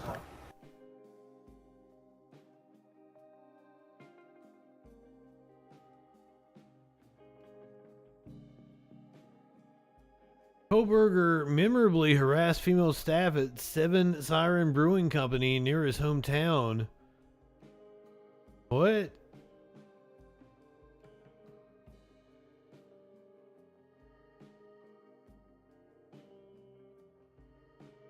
He's planning to waive his extradition.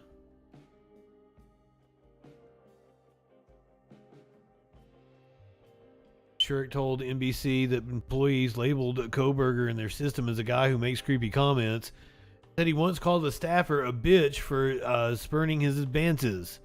According to staffers' notes, Koberger would have 2 or 3 beers and then just get a little too comfortable. The behavior was so upsetting that the brewery owner approached his patron about it. Koberger denied the behavior but never showed up at the bar again. Wow. This is the cops at his apartment.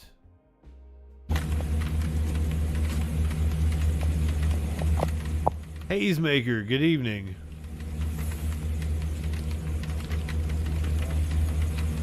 Tadpole, good evening.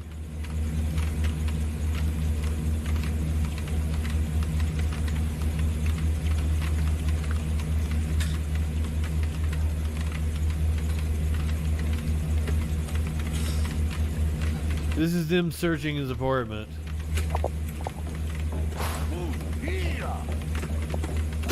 Lord Racer, good evening. Thank you for being a freaking follower.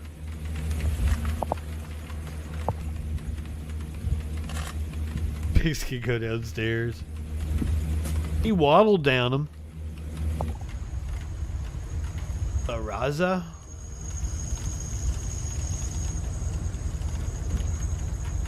So glad to see you, my friend. I'm Justin Freakin. I do the news.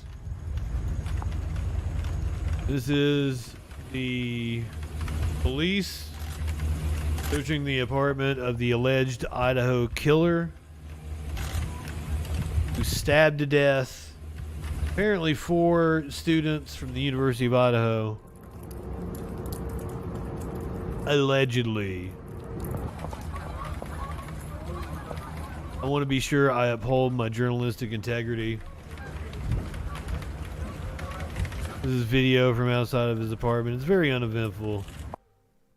Got into the mind of the killer, though.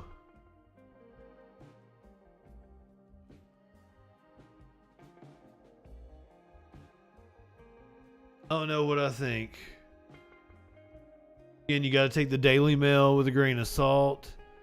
My inclination is to think that the Idaho Police Department did a really bad job. That was the reporting coming out of Idaho. Now that they've arrested the guy, they seem really confident. And, I mean, the profile fits.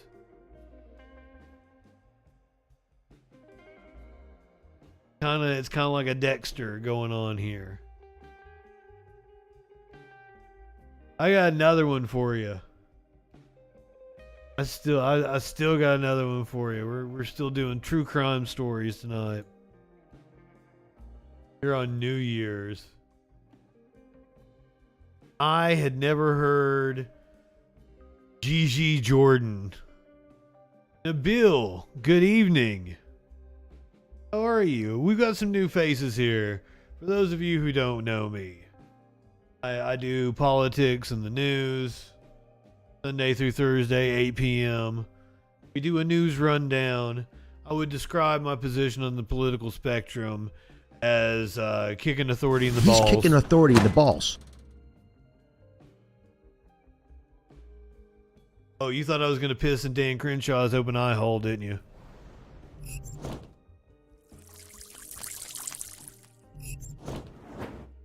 Give me that eye pussy, sir. I haven't pulled that one out in a while. Some stuff's better from a can. I actually prefer the gelatin can, and a very few things. I'm a food snob. All my friends will tell you. I actually prefer the canned gelatin cranberry sauce, like a fresh cranberry sauce. A fresh cranberry sauce, okay. Hell yeah, Nabil. Welcome. I don't remember rating you. I'm sure you're awesome, my friend. I'm really stoned, and I was probably really stoned then, too.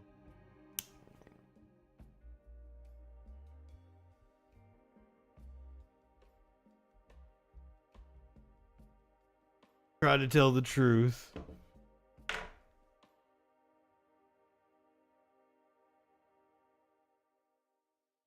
I'm sorry. I'm sorry. Dustin, good evening. I told you good evening. I might have told you good evening like 5 times already.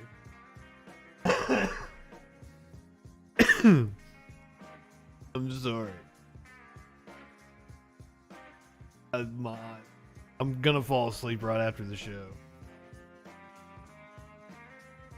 I don't want to fall asleep on camera. Smash, I love your face.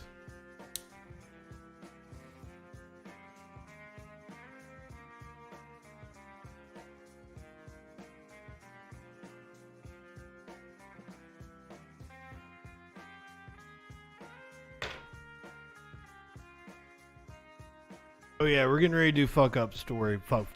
I am fucked up story. Fucked up story. Content warning, fuckers.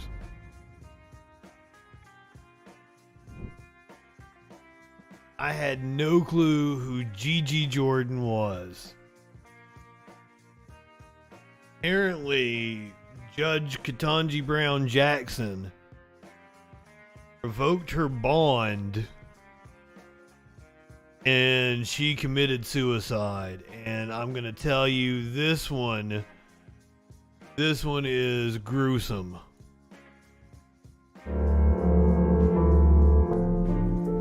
He was a millionaire pharmaceutical executive convicted of manslaughter in the death of her 8-year-old son. Her body was discovered inside her Brooklyn home in what cops are investigating as a possible suicide. Oh, I'm sorry. I said Judge Jackson. It was Judge Sonia Sotomayor. Cause of death is yet to be determined, but sources said a note was found at the scene, so it does seem to be suicide. Body was found around 12:30 a.m. Friday at her apartment. According to sources, just hours after U.S. Supreme Court Justice Sonia Sotomayor issued an order that was expected to send Jordan, 62, back to prison. Why the fuck was she out of prison is the question. The cause of death is yet to be determined, but sources said a note was found at the scene. I am pretty hardcore prison abolitionist, but this is the kind of person that prison is meant for. It marks what might be the final chapter in a long tale full of bizarre twists and turns. Jordan was accused of force-feeding her autistic son, Jude Mira, a lethal dose of pills in February of 2010 inside a luxury suite, a Peninsula Hotel. Peninsula. I am high.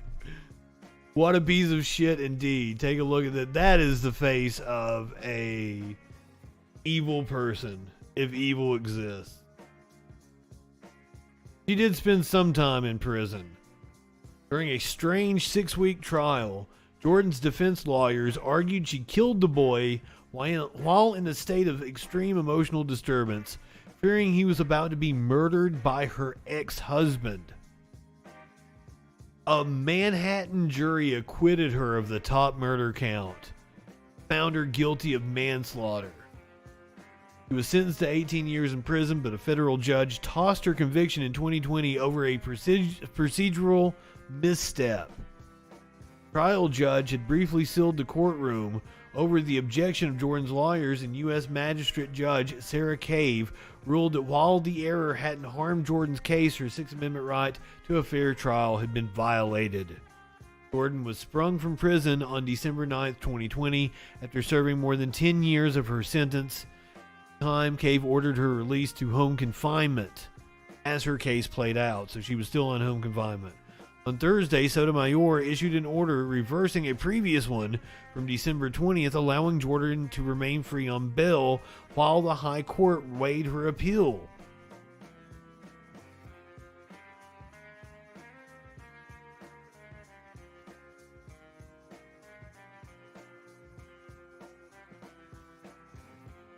Fuck that woman. Millionaire pharmaceutical executive killed her autistic son.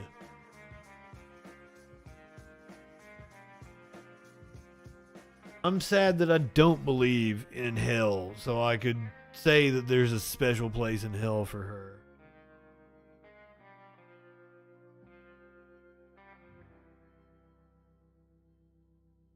I told you that one got dark.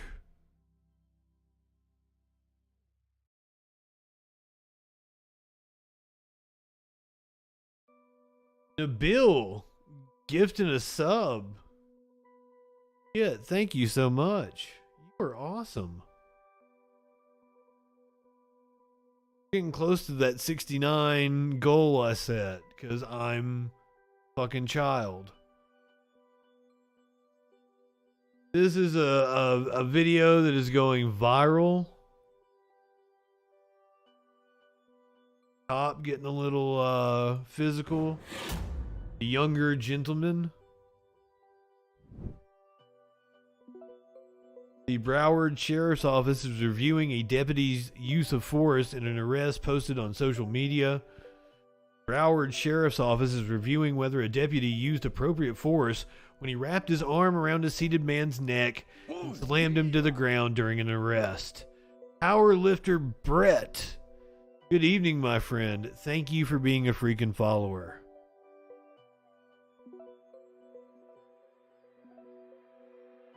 Take a look at the video here. I promise you'll get to talk to as many deputies as are in Weston. If you can't tell, they're all coming. Stay over there. Hey, Bossman, just listen. Stay over there. When everybody else gets here, they all need to go. He's a 15. They all need to go? They all need to go. He's a 15. All right. Oh, hell. Hey, Ronnie. We're going to be outside by the pool. Coyote, I know. Coyote, I know. Yes, I know. What? Whoa. Are you? Rondo, take my phone. Take my phone. Hey, yo. Yep. Boom. What the fuck? What the fuck indeed? Did you see what he did? But did you see what he did? Hey. Bro, hey, what? Hey, KP, what's your password, man? What's your password? Let go of it. Wow, bro. Find out what he was accused of.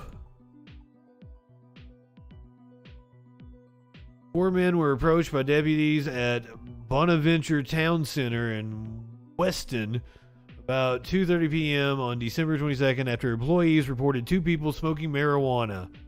That's what that was over. 2 people reportedly smoking marijuana.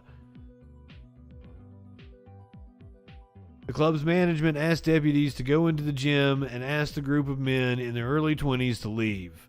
Deputies said while they were escorting them out of the club, the group became loud, argumentative, and caused a disturbance. One of the men called the executive director racist and cursed out him. Several videos on TikTok and on Twitter this week show the incident outside of the members-only club. In a minute-long video, Kali Pace, 22 of Coconut Creek, Another man sat on a ledge as two male deputies and a female deputy stood nearby. Video shows one of Pace's friends stood up and walked towards Pace before Deputy Patrick M. Keegan pointed at him and said, "Stay over there." And that's the one that slammed him. Watch it again. I promise you'll get to talk to as many deputies. Broward County, Florida. You can't tell, they're all coming. Stay over there. Disposable Thumb, good evening. Stay over there. When everybody else gets here, they all need to go. He's a 15. They all need to This go? was completely unprovoked. All right. Oh, hell. Hey, Ronnie. We're going to be outside by the pool. Oh, yeah. Coyote right now. Coyote right now. Yes, I What? Whoa. Whoa. Are you? Ronald, take my phone. Take my phone. Hey, wow, yo! What the fuck? What the fuck is that? Did you? What just happened there was a far worse crime than what they were accused of, which was smoking a little pot and causing a disturbance, causing a scene. I thought this was America.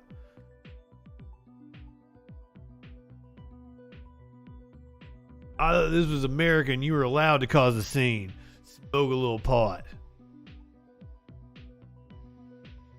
I'm not sure what the laws are in Florida.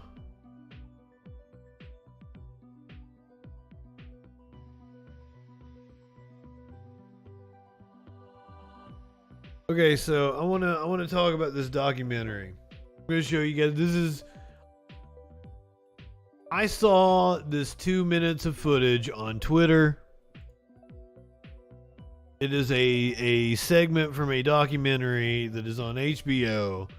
Because my buddy had offered me his HBO Max login just a couple of weeks ago, and I'm like, I don't have time to watch anything. I saw this piece of footage.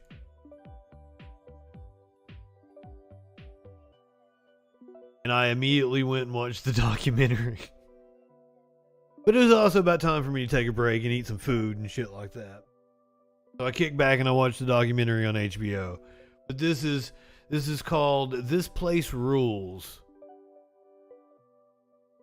It's a video of somebody, it's somebody's cell phone of a fucking video, because you get taken down from HBO. But this piece of video is amazing. This is Andrew Callahan. He's apparently a social media influencer. He went around and interviewed crazy people and goofy people for his Instagram and YouTube and shit. Somehow got caught up in all the chaos of the QAnon in 2020. And this is just amazing. You have to watch it. I think Nancy Pelosi and those people set all of that up. They had Antifa go in dressed as MAGA people. In the following video, we dox 635 known Antifa terrorists.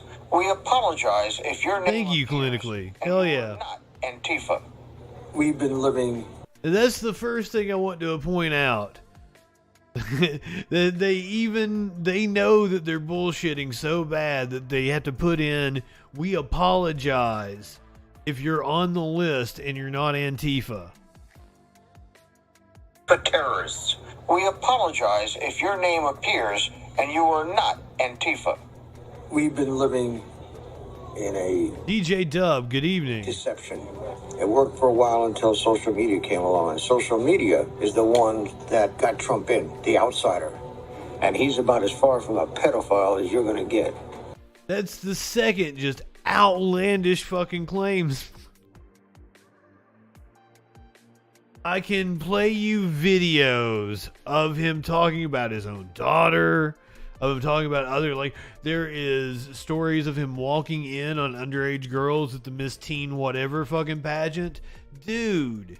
He was friends with Jeffrey Epstein. He's after these people, and that's why they're after him. Pedophile.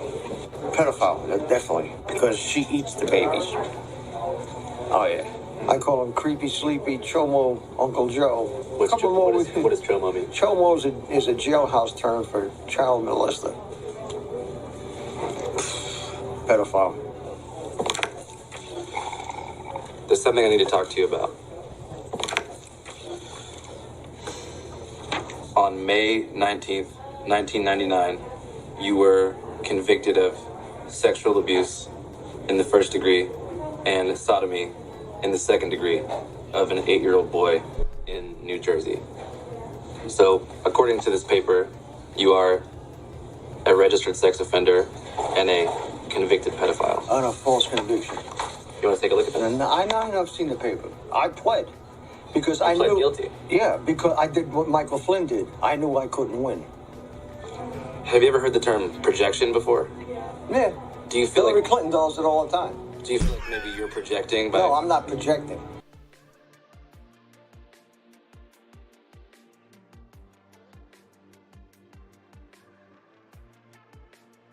I saw that 2 minutes and I'm like, I gotta watch this documentary, and it is excellent.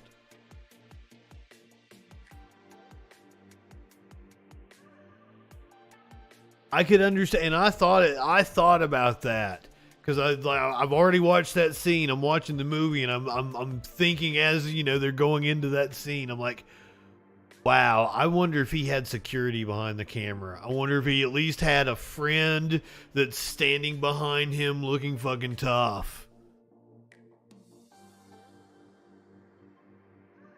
I thought that as well, but I also, I've got to applaud that he did kind of come at it with a neutrality.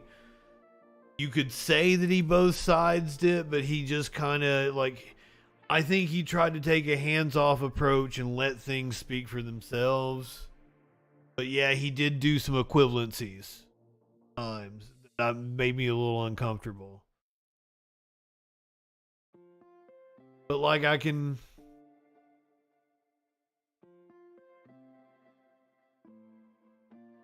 Did he really clinically? Fucking, if I had the opportunity, I'd go do some Vice shit where I'm going through Africa on the front lines of some kind of civil war. I would totally do that shit. I have no regard for art like that. I would totally risk my life. Other than that, I'm a complete wuss that wouldn't do anything risky. Other than if it was hey, somebody's paying me to go take some video, do some fucking cool shit. I'm into that shit. I would be down with going with Andrew, but for something like that, you're working for HBO. God, I wish you would. I don't know that he was actually working for HBO at the time. He could have made the movie and then sold it to HBO. But fuck, I would have wanted some security. That is a very scary scene.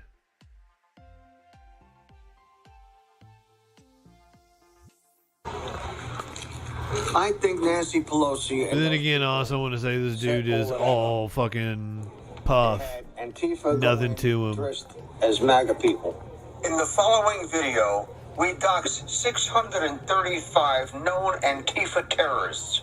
We apologize if your name appears and you are not Antifa.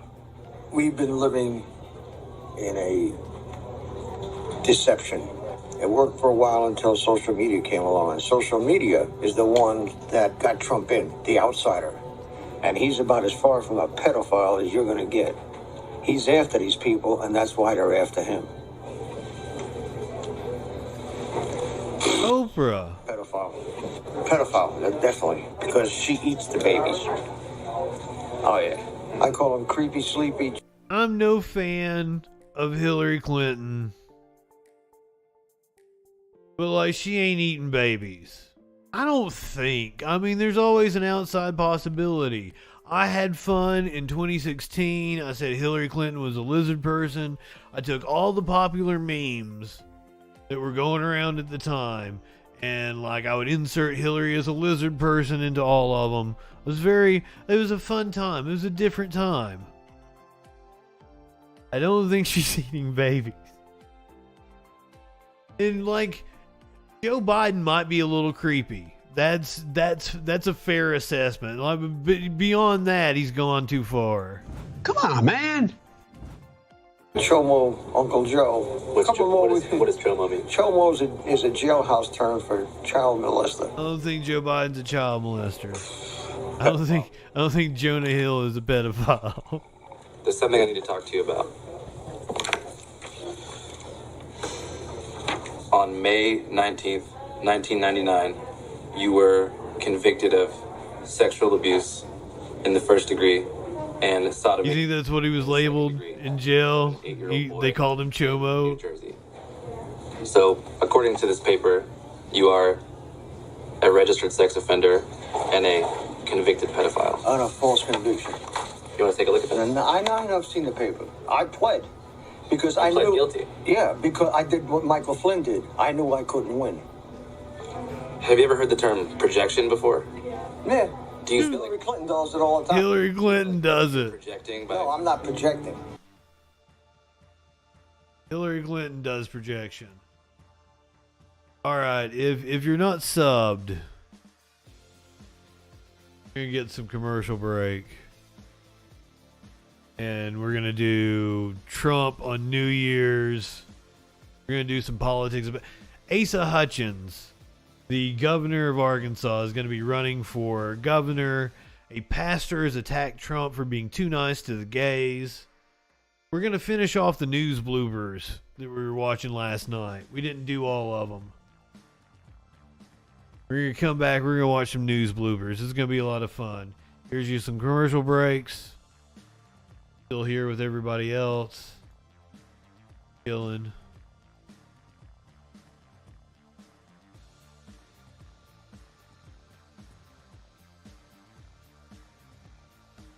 Oh, there was fried chicken from Bojangles.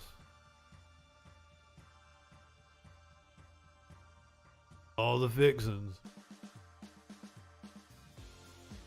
That message was from 2 hours ago.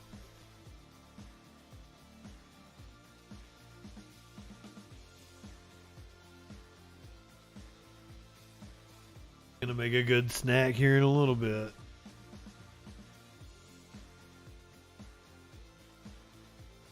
Weed time indeed. Also, I thought that clip was a good setup and in the flow of the show to go into the Trump shit here in a minute.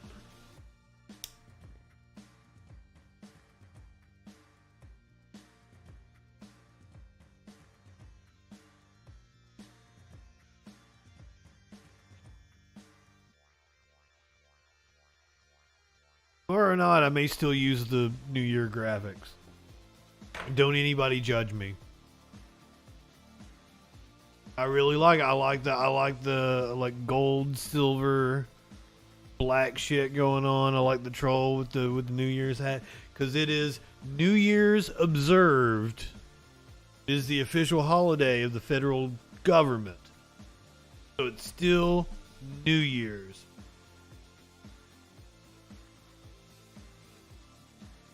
And I switched back the song. Warlord criticized the new countdown song when I first debuted it. Didn't think it sounded like newsy, troll patrol-y enough. I switched back to the old because I loved the old song. I considered not changing back to the old song. Yeah, I like the logo with the little glasses for the L. It's not I mean, it is a problem of training. Like we went over that killology shit. All the muscle bound fucking idiots thought that go around training the police and just tell them to, empty their clips into everybody. Like, that's a matter of training, but it is also a matter of policy, the way we arm them, the way they interact with the people. You know, when you have a police force that is removed from the community it serves, you want your beat cops to, you know, go around and know everybody at all the shops and like know all the kids' names. It's in an ideal world. Know the kids' names. That what we know about cops, you probably keeps cops around away from kids. But ideally, you want them to know the community that they're policing, because then they don't treat them like criminals all the time. But we've actually, that's a documented thing that police departments have done, is to make sure that the police are from different areas than the areas that they patrol. And that's a systematic thing. That's a policy choice that we make. That goes far beyond training.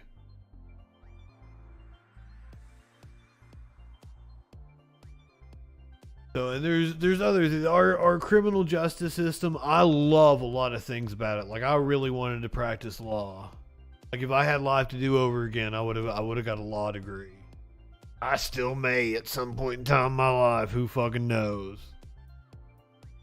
But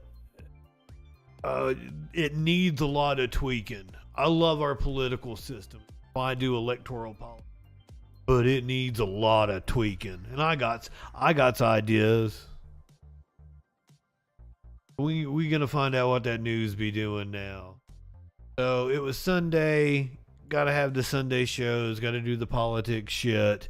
Asa Hutchins, he is the governor of Arkansas, went on CBS this morning or whatever the hell it is and really tore into Trump, apparently. So get out the popcorn. Hear it. He's a Republican, the Republican governor of Arkansas. Arkansas Governor Asa Hutchinson, who is set to leave office later this month. He joins us now from Little Rock. I do believe he is running for president in 2024. Good morning to you, and Happy New Year to you as well. Happy New Year, bitches. I know you're thinking about a run for president. I want to get to that. But first, it's been 6 weeks since Donald Trump announced it. I news it. It's been quite a 6 weeks. He had dinner with an anti-Semite and a white supremacist. It did happen. Tax returns have been released showing that he was awash in debt, losing money, not paying much in taxes, that he tried to trademark the term rigged election. He floated the idea of nullifying part of the Constitution so that he could nullify the 2020 presidential election. And he hasn't done a single event, at least that I can see, a public event, outside of Mar-a-Lago. What is your sense? Donald Trump, is he, at this point, like some of the polls suggest, actually the front runner for the Republican nomination? Well, I think you have to start him out as the front runner simply because he's polling that well. He's the former president. But as I have said all through 2022, he does not define the Republican Party. Yeah, he does. To have other voices, and to me, that's the key thing for the future. And whenever you look at what's happened with Donald Trump since he announced that he's going to run again for president, is that you've had continued chaos that has surrounded him. He has actually been fairly quiet. And so it's an opportunity for other voices to rise. Oh, I got him speaking. Solving common sense conservatives, and they can shape the future of the Republican Party, but also provide the right counterbalance to Biden's failed policies. And to me, that's what we have to do in 2023.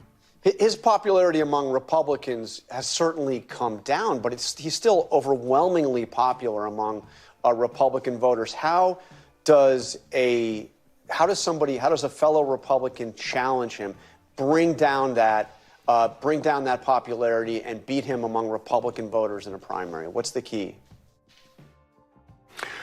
Well, first of all, you have to beat him like he stole classified documents. You have to realize it's going to be a longer campaign, most likely, with a number of candidates in there. And then you have to also see that it's different than 2016, when Donald Trump was new on the national scene. He was somebody that everybody liked, his anger, the chaos that he did create, and that's not a new thing anymore.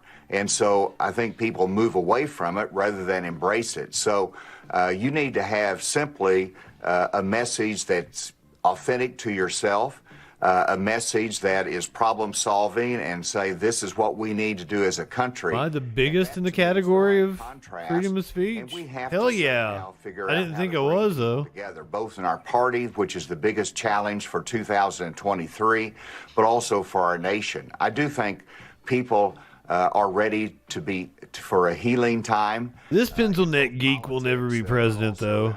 In our leadership that can work to solve the serious problems that faces from the border to inflation to the economy.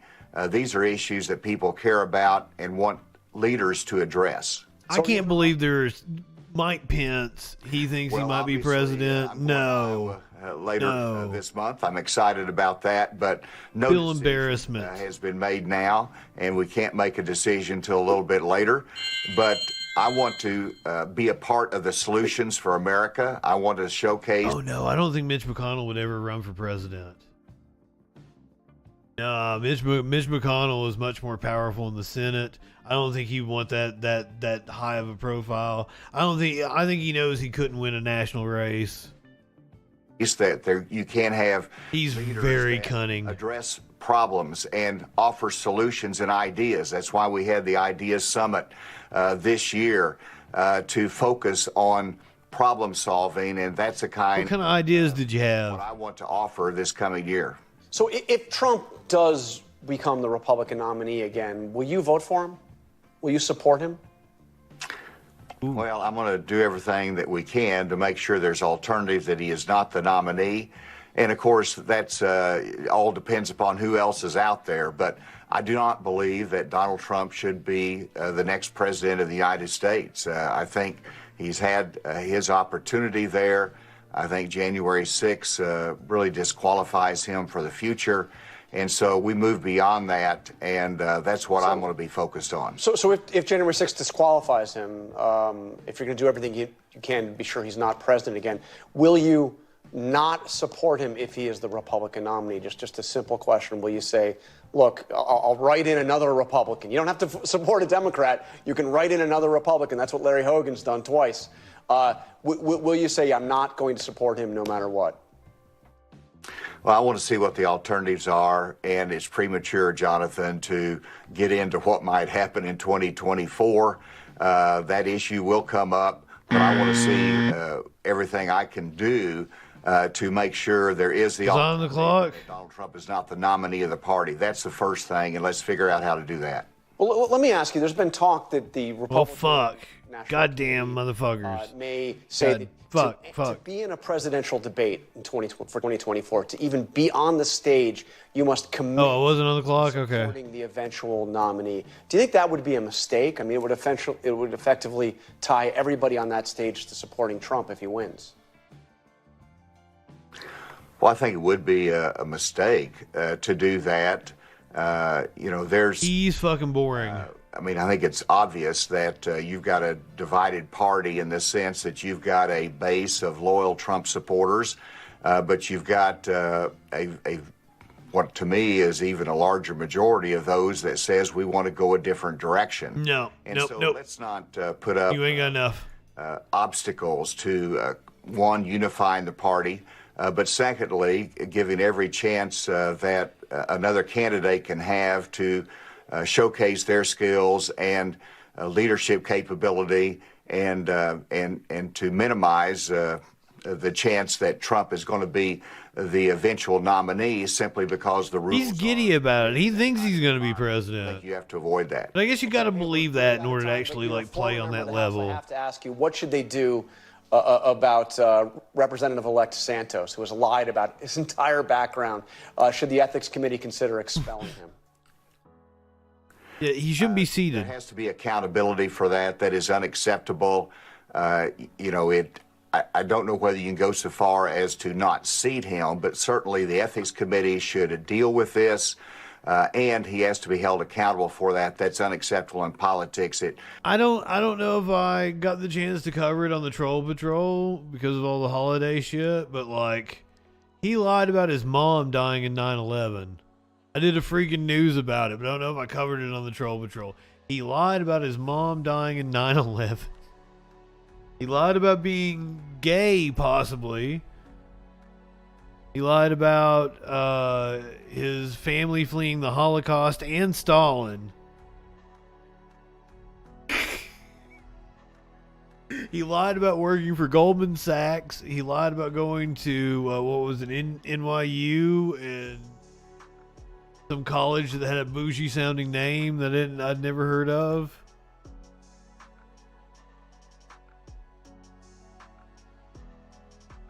But Trump, back to Trump. He appears to float third-party threat if GOP won't back him. Former President Donald Trump has appeared to float the idea of running a third-party campaign if increasingly disgruntled Republican leaders don't get behind his 2024 run for presidency. And that would be very bad for the Republican Party. Trump signaled the possibility by posting an article on Truth Social on Wednesday, The Coming Split by Dan Gerlter, the right-wing journal American Greatness, promoting just such an option. Gerlter believes such a move would torpedo Trump's chances of winning the White House, but it would also wipe out Republican hopes, which Gerlter argued would be a deserving punishment for rejecting the former president. Love it. Love it.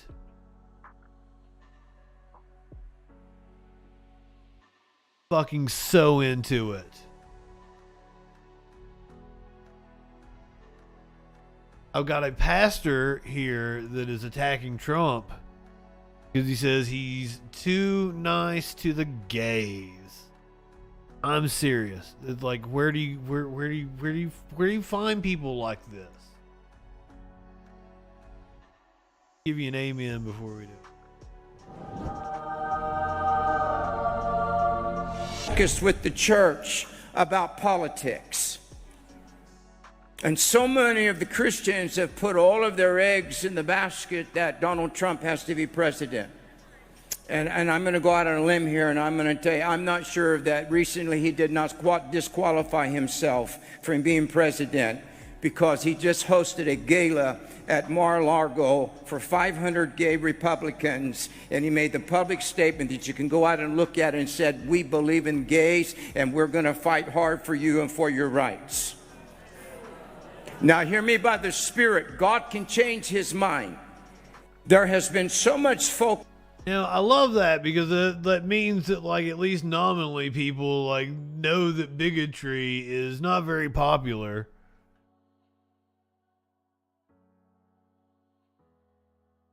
Ghosted a gay. I mean...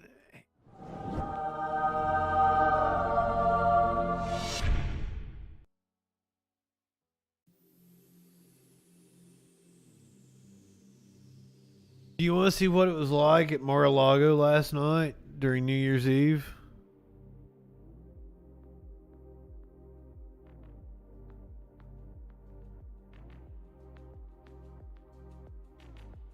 Content warning, you're getting ready to see Rudy Giuliani.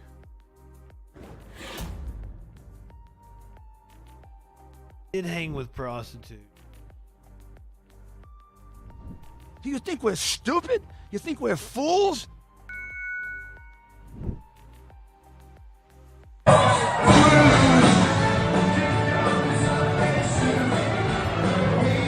God.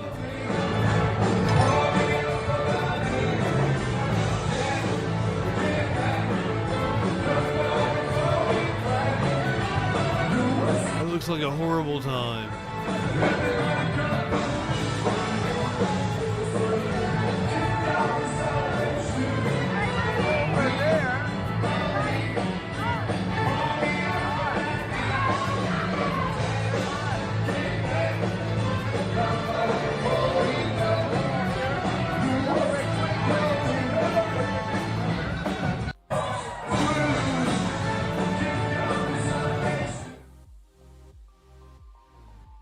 I would hope that Birdie is not down at Mar-a-Lago partying the night away on New Year's.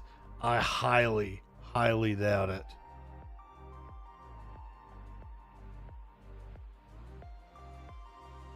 Trump had a whole speech at New Year's. He invited the press and nobody showed up. I think Right Side Broadcasting carried it on Rumble, and that's all that happened.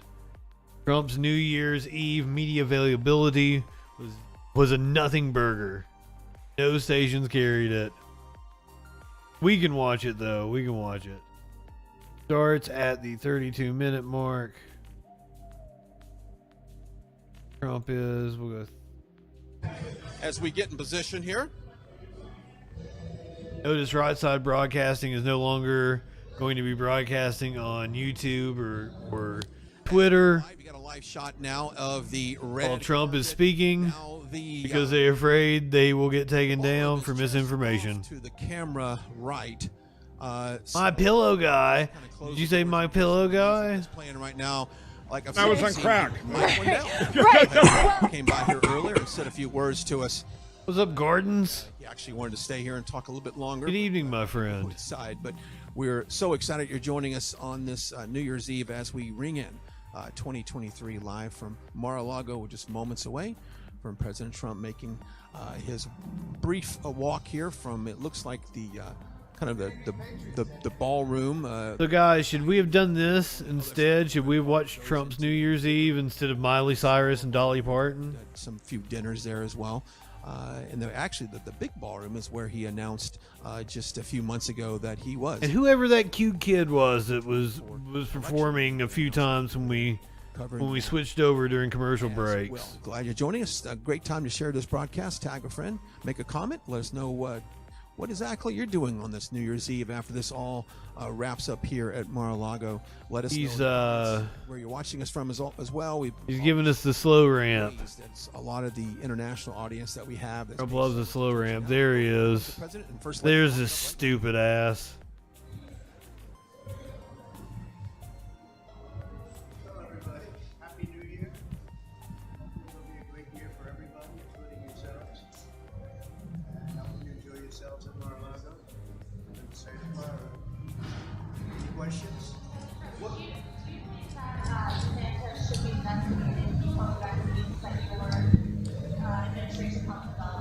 Who else? What are your hopes for America in 2023, Mr. President? Well, peace. We should have never been Peace. involved with a certain war that's taking Oh shit. Right Side Broadcasting. I mean, killing a lot of people, but hurting a lot of countries, and hopefully that'll get straightened out very quickly with Ukraine and Russia. We have to have that. We have to have a strong border, very importantly. We have to have a strong border. We have to have it now. Our country's being gravely hurt. And we have to bring back the economy. We have to get rid of inflation. It's destroying our country. Trump promised to bring back Merry Christmas in 2015, and he kept that promise. I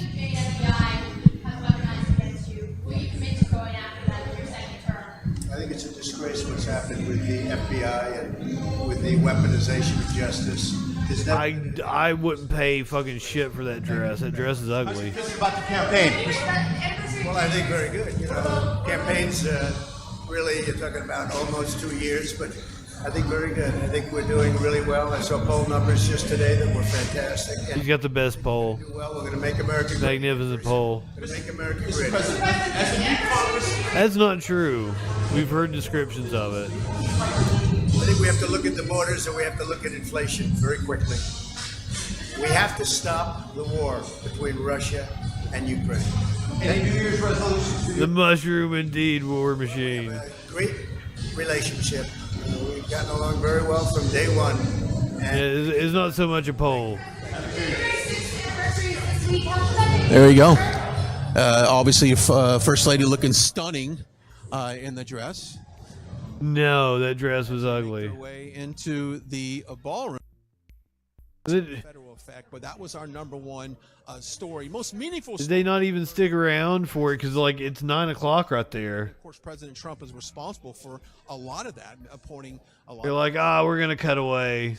on the bench, and that not just on the Supreme Court, but really across the country. This is their Rumble broadcast. That he did, because we've seen exactly what happens when we get some of these other judges that don't. That's pathetic, right side broadcasting. The Constitution first.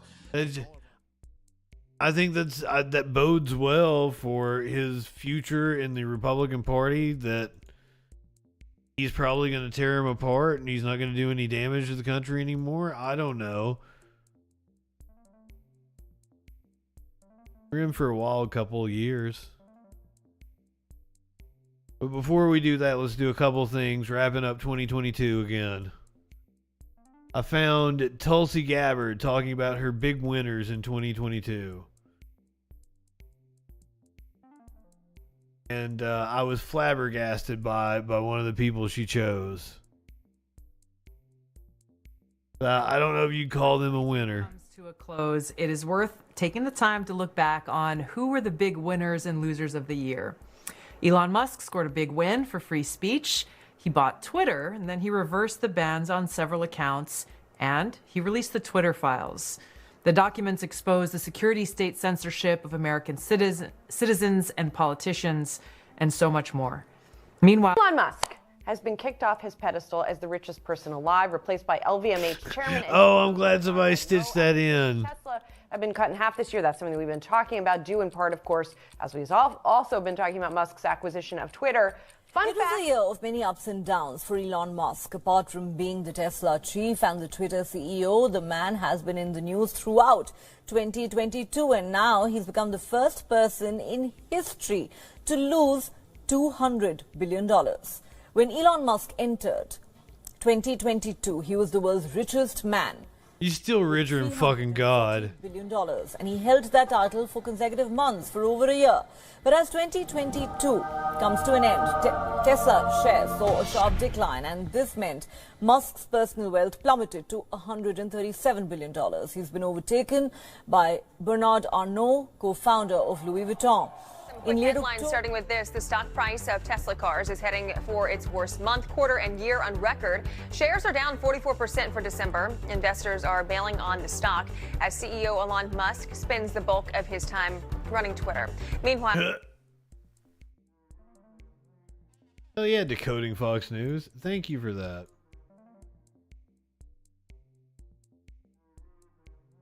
I'm not even following you guys. I need to follow you. Decoding Fox News on Twitter. Winners and losers of the year. Elon Musk scored a big win for free speech. He bought Twitter, and then he... I'm glad they stitched that together like that. Top-notch work. Speaking of news bloopers, let's pick up where we left off last night. Their news bloopers, the best of 2022. Museum. Anchor David Greenberg has the story. Well, if you're a fan of baked beans here, Special Museum's now open. It's open its doors again following several renovations. The Bush's beans. Oh, it's just so random. Its Baked Beans brand has remodeled its museum in Tennessee for 5 months. It originally opened in 2010 at the same site as... You'll flick the bean. That was started. I apologize. In the early 1900s, you live in sexual anarchy. New upgrades include that interactive digital shelf and a virtual plant tours. The museum is open Monday through Saturdays from 9 a.m. to 4 p.m. I'll tell you right now. Giant inflatable can of beans. Drop on the floor and then eat. That brings us to our Morning Mug Club question of the day. What is the maximum? Struggling. What's the maximum amount of time you would leave food on the floor before eating it? If it was beans? Take commercial. Morning Mug Club question. Morning Mug Club question of the day. Go ahead, comment on our Facebook page. Now to an exclusive. Anchor Mary Nelson has an update on the world's largest potato. We shared a story a few weeks ago about what might have been the world's largest potato, named Doug. Well, I love this story so much. It turns out, though, Mark, what a New Zealand couple dug up wasn't a potato. Hold on, like she said it with a disdain. Facebook page. Now to an exclusive. Anchor Mary Nelson. I love this woman. I'm about to propose to her. We shared a story a few weeks ago about what might have been the world's largest potato named Doug. Well, it turns I love this story so much. It turns out, though, Mark, what a New Zealand couple dug up wasn't a potato after all. In seeking a Guinness World Record, scientific testing showed it's a 17.4-pound gourd. A bummer of a twist, Doug had become a local celebrity. The owners even put a hat on it and built this cart. Don't you love it? Wait, so it's like a cousin of like a pumpkin? I love that they put in that. Or a squash? Call that little yellow truck. they just had, it's just sort of good for tourism. And no, it's not a potato. Caitlin just off on the side like, you two have a case of the Fridays. Okay, but the question is it not still impressive? Like, oh, well, that's nothing for a gourd. We've got gourds that size. If it was a potato, it's impressive. Did nobody, is that the problem? Oh, well, fuck off. It's a gourd. Like, we see gourds that size all the fucking time. Anyway. I missed where that was, but I want to go there now. It was in New Zealand. Great. I've already used my vacation for the year. Hopefully it survives to next year. Pulling it together. Celebrations begin for Queen Elizabeth's Platinum Jubilee. Anchors Fuck the Sterling Queen. Riggs and Candace Clift have more. 70 years on the throne. That is a long time. On the throne for how long? 70 years. She's been on the throne for 70 years. Go ahead, you chuckleheads. You weren't supposed to laugh. You were supposed to just roll on with. Yes, her legs are asleep.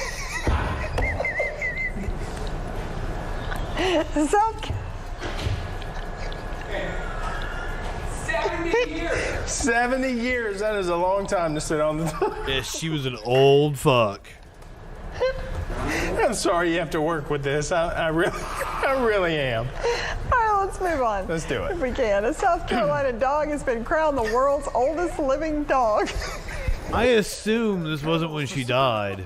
It's the world's oldest living dog, 22 years and 50 days old. Hey, it's not time for the animal video yet. Records gave the toy fox terrier the title after passing previous title holder, 21-year-old Toby Keith of Florida. Chihuahua. You gotta be kidding me. The owners reached out to the Guinness World Records book after hearing. Oh boy. After hearing about Toby Keith. That was good. That was like reading cat food and country music. Walks and snuggling. For the morning forecast in Baton Rouge, here's meteorologist Brian Ramsey. Good morning. Thank you for waking up with us for NBC Local 33 today. I'm Courtney Williams. And I'm Reggie Marion. Let's send things over to meteorologist Brian Ramsey, who is just laughing today. What is so funny? Why are you all laughing? He's still laughing about what happened during the break. Okay, guys, y'all got to hear this. Okay. Oh my God. Courtney was talking about this place called Wink, and I said oink, and then one of our coworkers running. Sir, what do you think this is, Twitch? So funny. She said, this is funny. Can't even get through it. Yeah, I know. I'm trying to get through it. The person running camera said, yeah, it's a place that we go get our makeup on. Wink. And then Reggie's like, oh, I didn't know there was a place called Oink that served makeup. I didn't just think that it was too funny. All right, we got. No, it wasn't funny at all, actually. Clear out there right now. Clear skies. We're doing bloopers. This is the top bloopers. So it's Some of them have been really good. At the moment, the humidity, it's up there. We got winds coming in from the north this morning, but they're going to begin to turn from the south, and the southerly winds will. The southerly winds will be warming us up this afternoon. So it isn't. You shouldn't do that on air. Freezing at 36 degrees as the kids they're going to be wearing their jacket. For some reason, I thought that said Taco Bell. I may just be really stoned. Okay, my co-anchors are laughing. This is why this is difficult. All right, feature track radar. No, this is showing much. God damn. Let's just get to the hourly temperature. Yeah, he's acting like he got high for the first time. Cool this morning in the 30s, but once we get into the afternoon, we're warming up into the mid 60s. So it's going to be a warmer day out there, and we're going to continue this warm up. But there's some serious NRG, like, I don't know, like, we have some thunderstorms possible. you do this shit so much, like it just becomes We routine. could see some wintry precipitation, so I'll have more, and I won't be laughing like this much coming up. Traffic. And for traffic. I've got cotton mouth, even though I've been drinking There was an water. accident on I-10 near Sorrento and LA-22, but that looks to have cleared up for the most part. Looks to be on the shoulder now, but we're still seeing some slowdowns there. Look at your Waze traffic map. You'll see your main routes are mostly green. Get to go, but that you still see that dust slow off your down shoulder. south on I-10. Back to you. And from spring heat to chilly weather, I'll let you know when the cold air will move in and temperatures will hit the 40s. That's coming up today on News 3 at 4. Thanks. Mic drop, everybody. Have a good weekend. But 2021 was... No, we're not going back to 2021. That's too far back in time. None of that shit. I didn't like her mic drop. Alright, I got a special animal video, and then I got another animal video if you don't like it. If you don't like the animal, what kind of animal video am I going to show you that you don't like? I don't know, like, I think it's cute, but I may show it to you and you may be like, kill it with fire. I don't know which way this is gonna go, but if you don't like this animal video, I will give you a more appetizing animal video. Check this little dude out. He's eating some pineapple.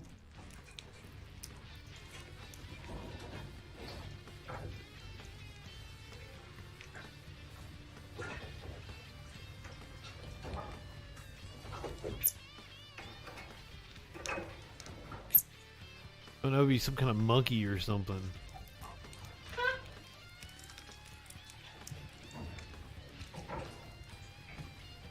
Type of bat, maybe?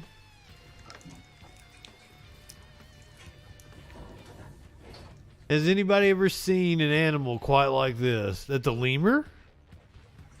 Thank you, Porg. I love you so much. There's not a lemur. Never seen a lemur before. I don't know what a lemur would look like. Did they shave it for some reason? A marmoset? I think it's adorable.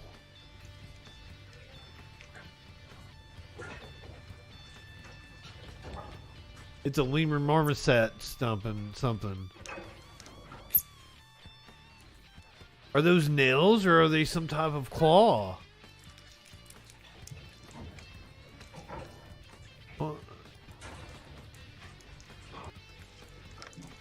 I mean, it's kind of like gremlin looking-y.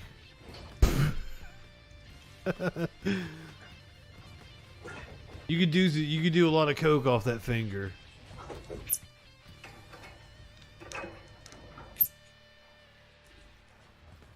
You could do a lot of coke off of his nail. I'm horrible. Alright, don't judge me if tomorrow night I also have the New Year's graphics up, because it is the observed holiday here in the U.S. It is when the federal employees, the banks and shit are taking off. So technically it's still the New Year's. And I like the black and silver and shit color.